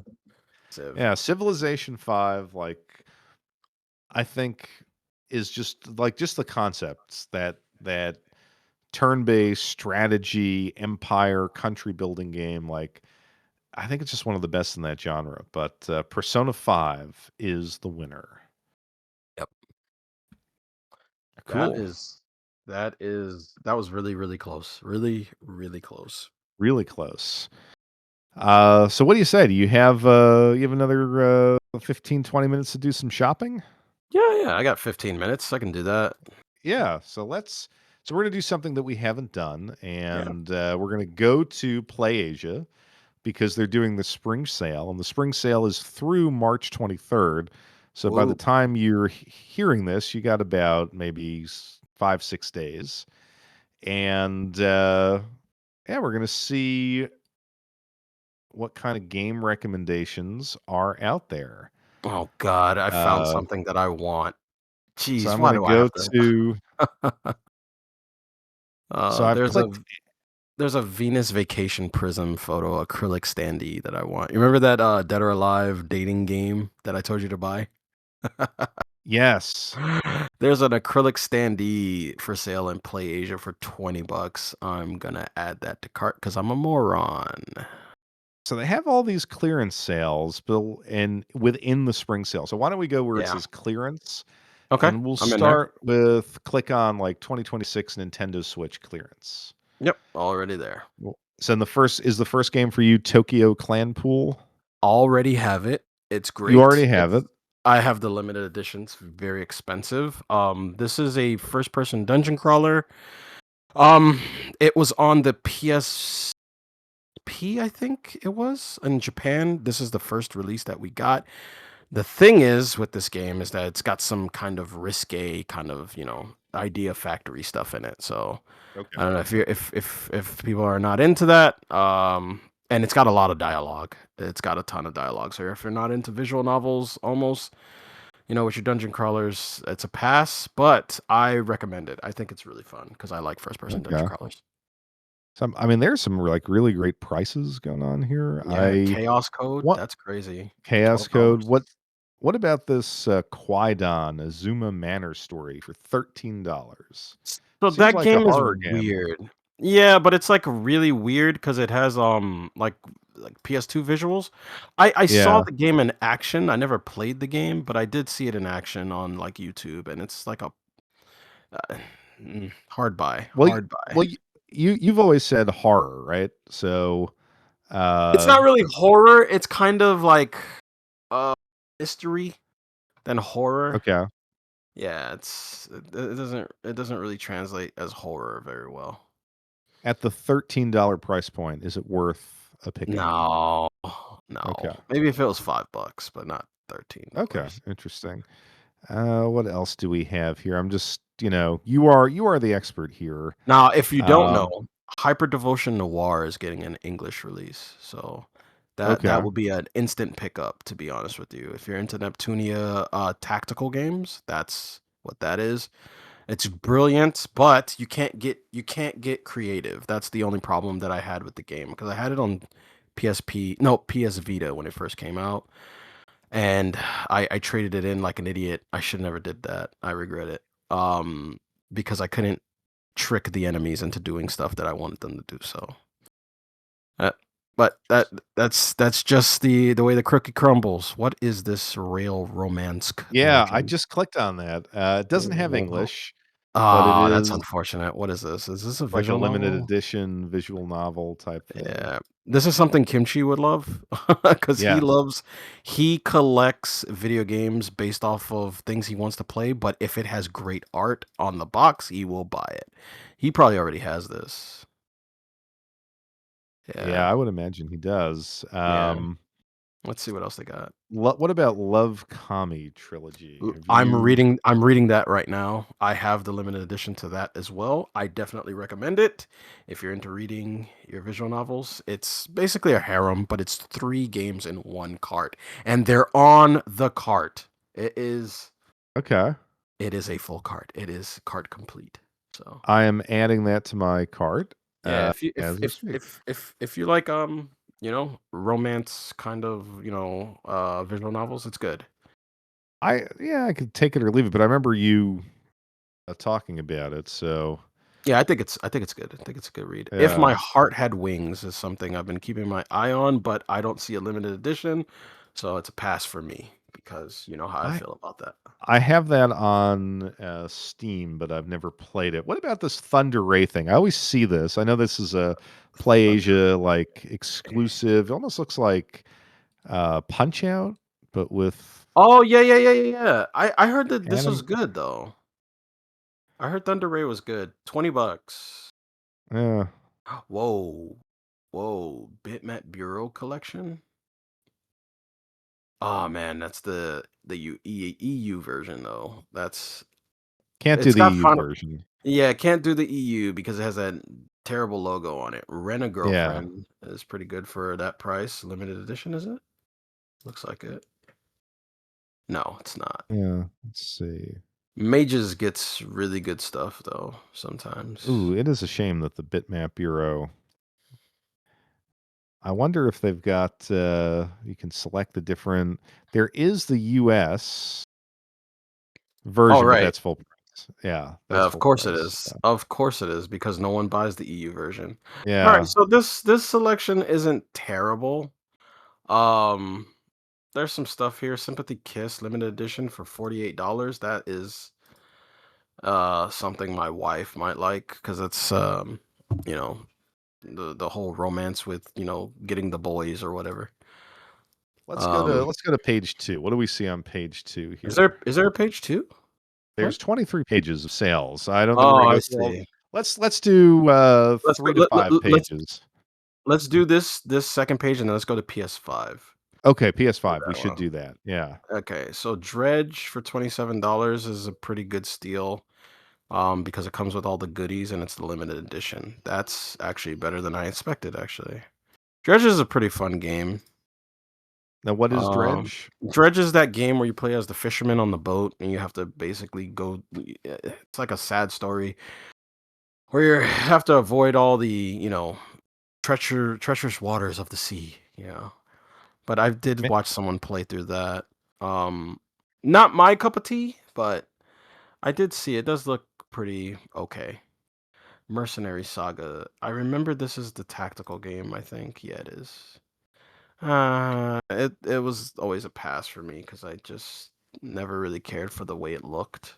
Hmm. Now Um, explain this one to me on this page. They've got Stardew Valley collector's edition for $166 and it's what? 50% off. It's How is it? originally now How? What? How is this? Oh, I see it. I don't understand. like is this the only physical version of Stardew Valley? Is that it? Well, let's see what this comes with. Comes in a box. Comes with a soundtrack. It looks like. Right? Yep, that's a soundtrack, a town map, and a mini guide.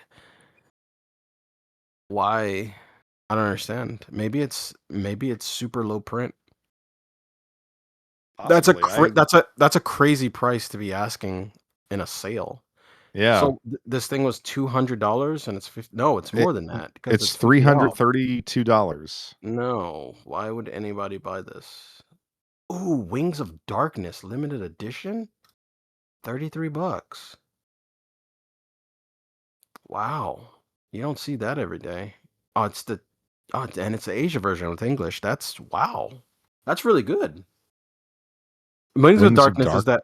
is that game that I told you to buy. It's like a mech simulator where he plays the girls Oh, that flies the mech. I actually have that. Yes. Yeah, that game is great.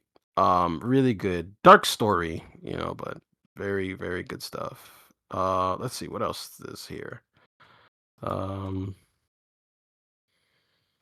Live Stream 2, that is one game I think people can skip. It's a pretty good horror game, but you can skip it because there's a new version coming out that has 1 and 2 on cart complete. Oh, So wow. you can hold out from buying that one. Oh my god. Assault Suit Leonos 2, Saturn Tribute, $29, limited edition. This thing used That's to a be good one. $90. This is a steal. People should grab it. I should grab it right now. There's only 2 left in stock. Oh no. Oh, man. It might be yours or mine. Oh man, should I? I Mm, feel like I have this. Wait a minute. I Yeah. think I have it as Not the well. not the limited edition, but I think I No, I think I. Oh no, you know what I have? I have the retro bit limited edition Super Nintendo cart. That's what I have. The thing okay. with this version on the Switch is that it doesn't have English because they had that deal with limited run. Okay. So they had to take the Do you English really out. need English for that? Like, I feel like that's one that you No, you could. you you really don't. You really don't. But yeah, I mean, the Switch is okay. Switch is fine. Switch. Oh, Steins Gate. That's a. Is it? Does this have English? I don't think it does. No, it's Japanese only. Okay. Yeah, see, I would try Steins Steins, Gate. but I Yeah. have that on Switch. Alright, you wanna do Let's a do PS5. Let's do I think it's PS5. Eh, PS4 5 is Yeah, but you yeah, can select it for just PS5. So we'll just do it PS5. alright. All right, so Stellar Blade.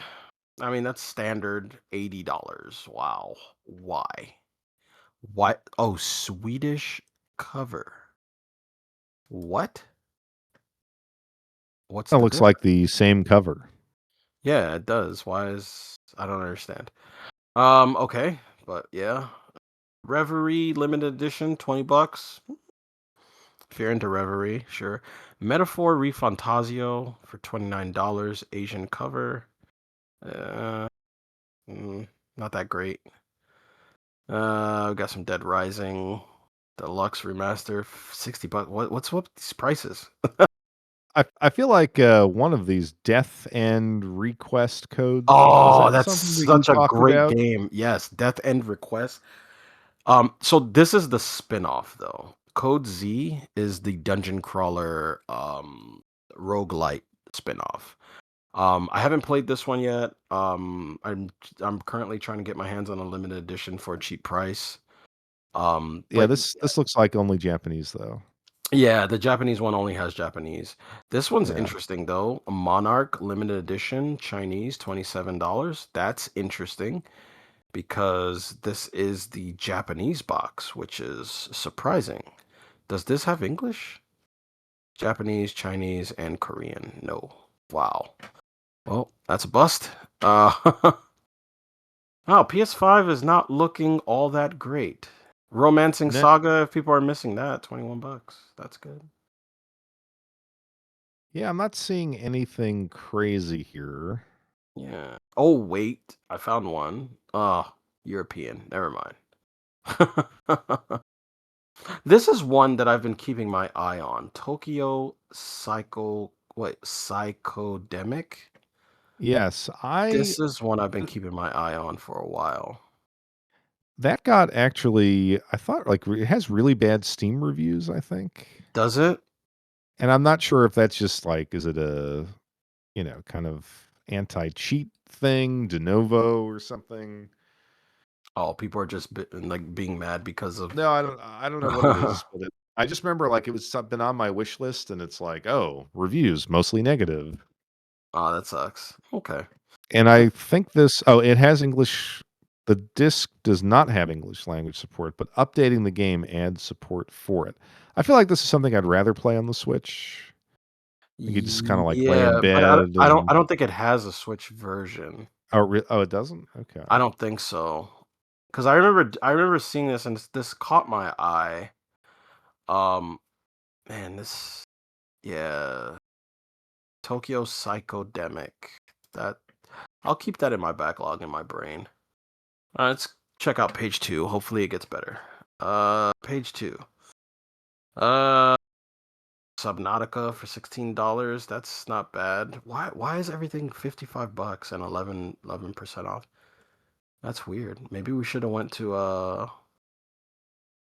um PlayStation 4. Yeah, interesting. This PS4. What do we is got? let's see. Let's see PS4. Let's check it out. So PS4. Ah, it's looking better already. Look at that. Ace Attorney collection, $20. Deal. I've never played an Ace Attorney game. I've played one. I gave up. Kept getting things wrong. AI Somnium Files. Wow. This is the sequel for $65. That will never go down. Ever. This looks pretty cool. God Eater Offshot Twin Pack, Volume 4 for $52. What is this? What's this twin pack? Oh, it's God Eater on the PS4 and PS Vita. That's interesting. I've never seen them bundled like that before. That's Yeah, an, that's that is interesting. odd. That's a Not I'd not probably that get big of a that. discount, but it's a unique. Yeah, that's a unique blend, of having a game. Yeah. It's interesting. Have there been twin packs of PS4 and Vita games? No, that's the only one I've ever seen. That's unique. It's not a lot here either. What's Yeah, up with I the? don't. I heard Atomic I don't. Heart was pretty good, but I never played it. I heard that was a pretty good shooter for $18. I guess that's good. Okay, page two. Anything here? Page two. What do we got? Let's see.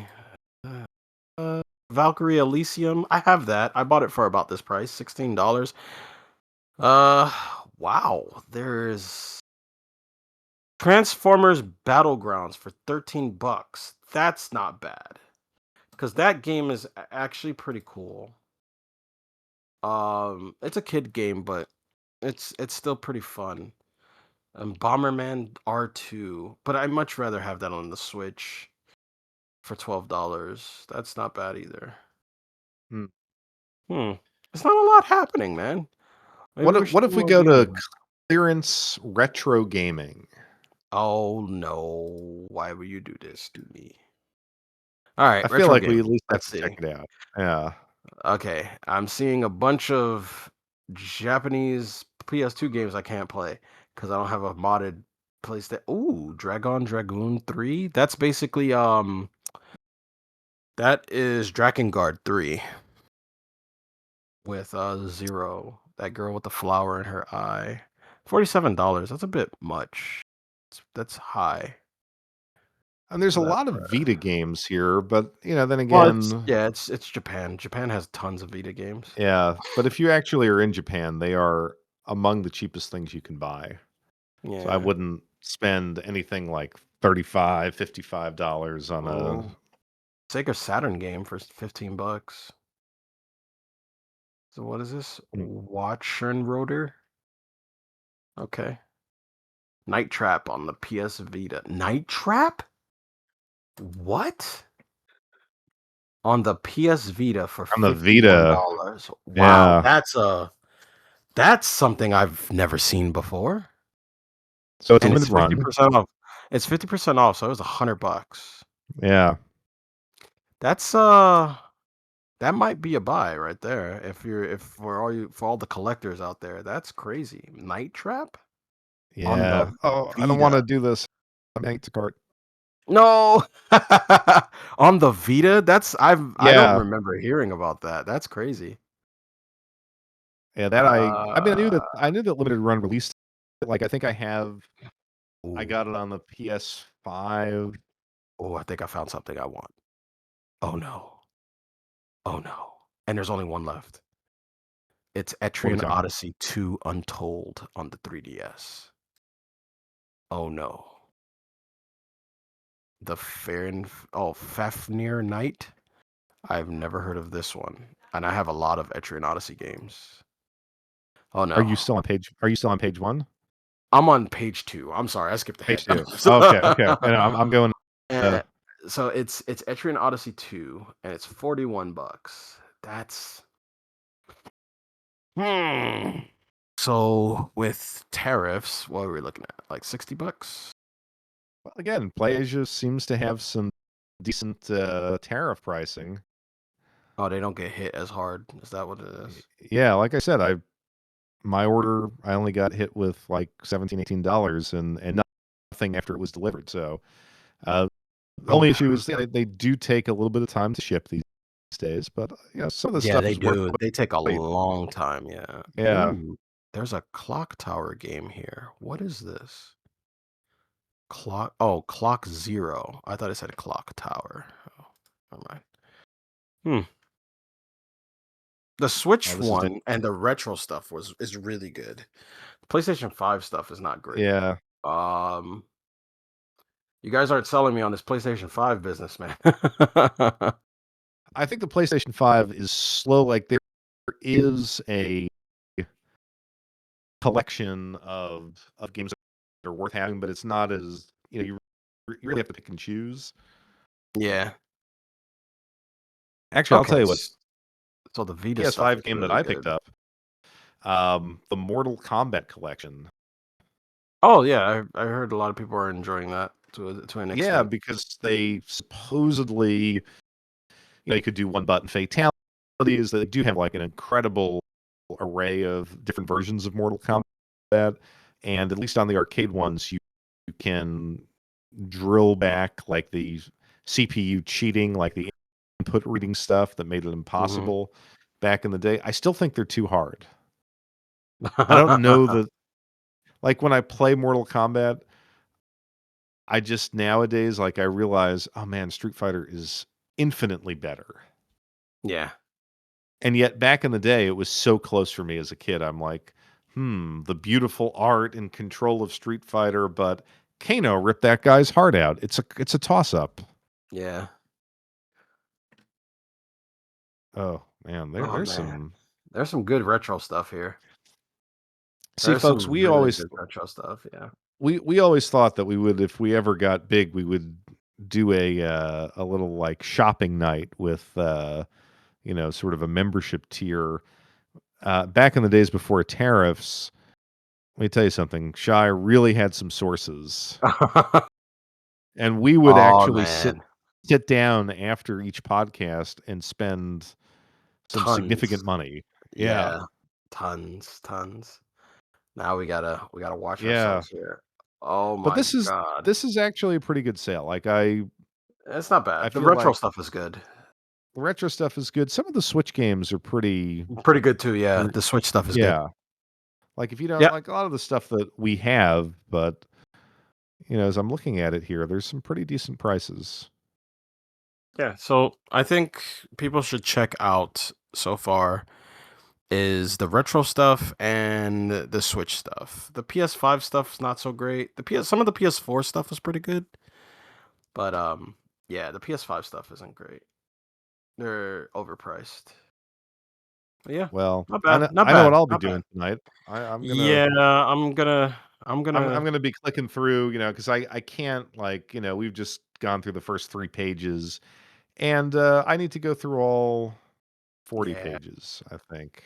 God dang it. Radiant Historia. That's another one. Yeah. All Wow. right. All right. Okay. Well, we're gonna be doing that. We're gonna be doing that. Yep.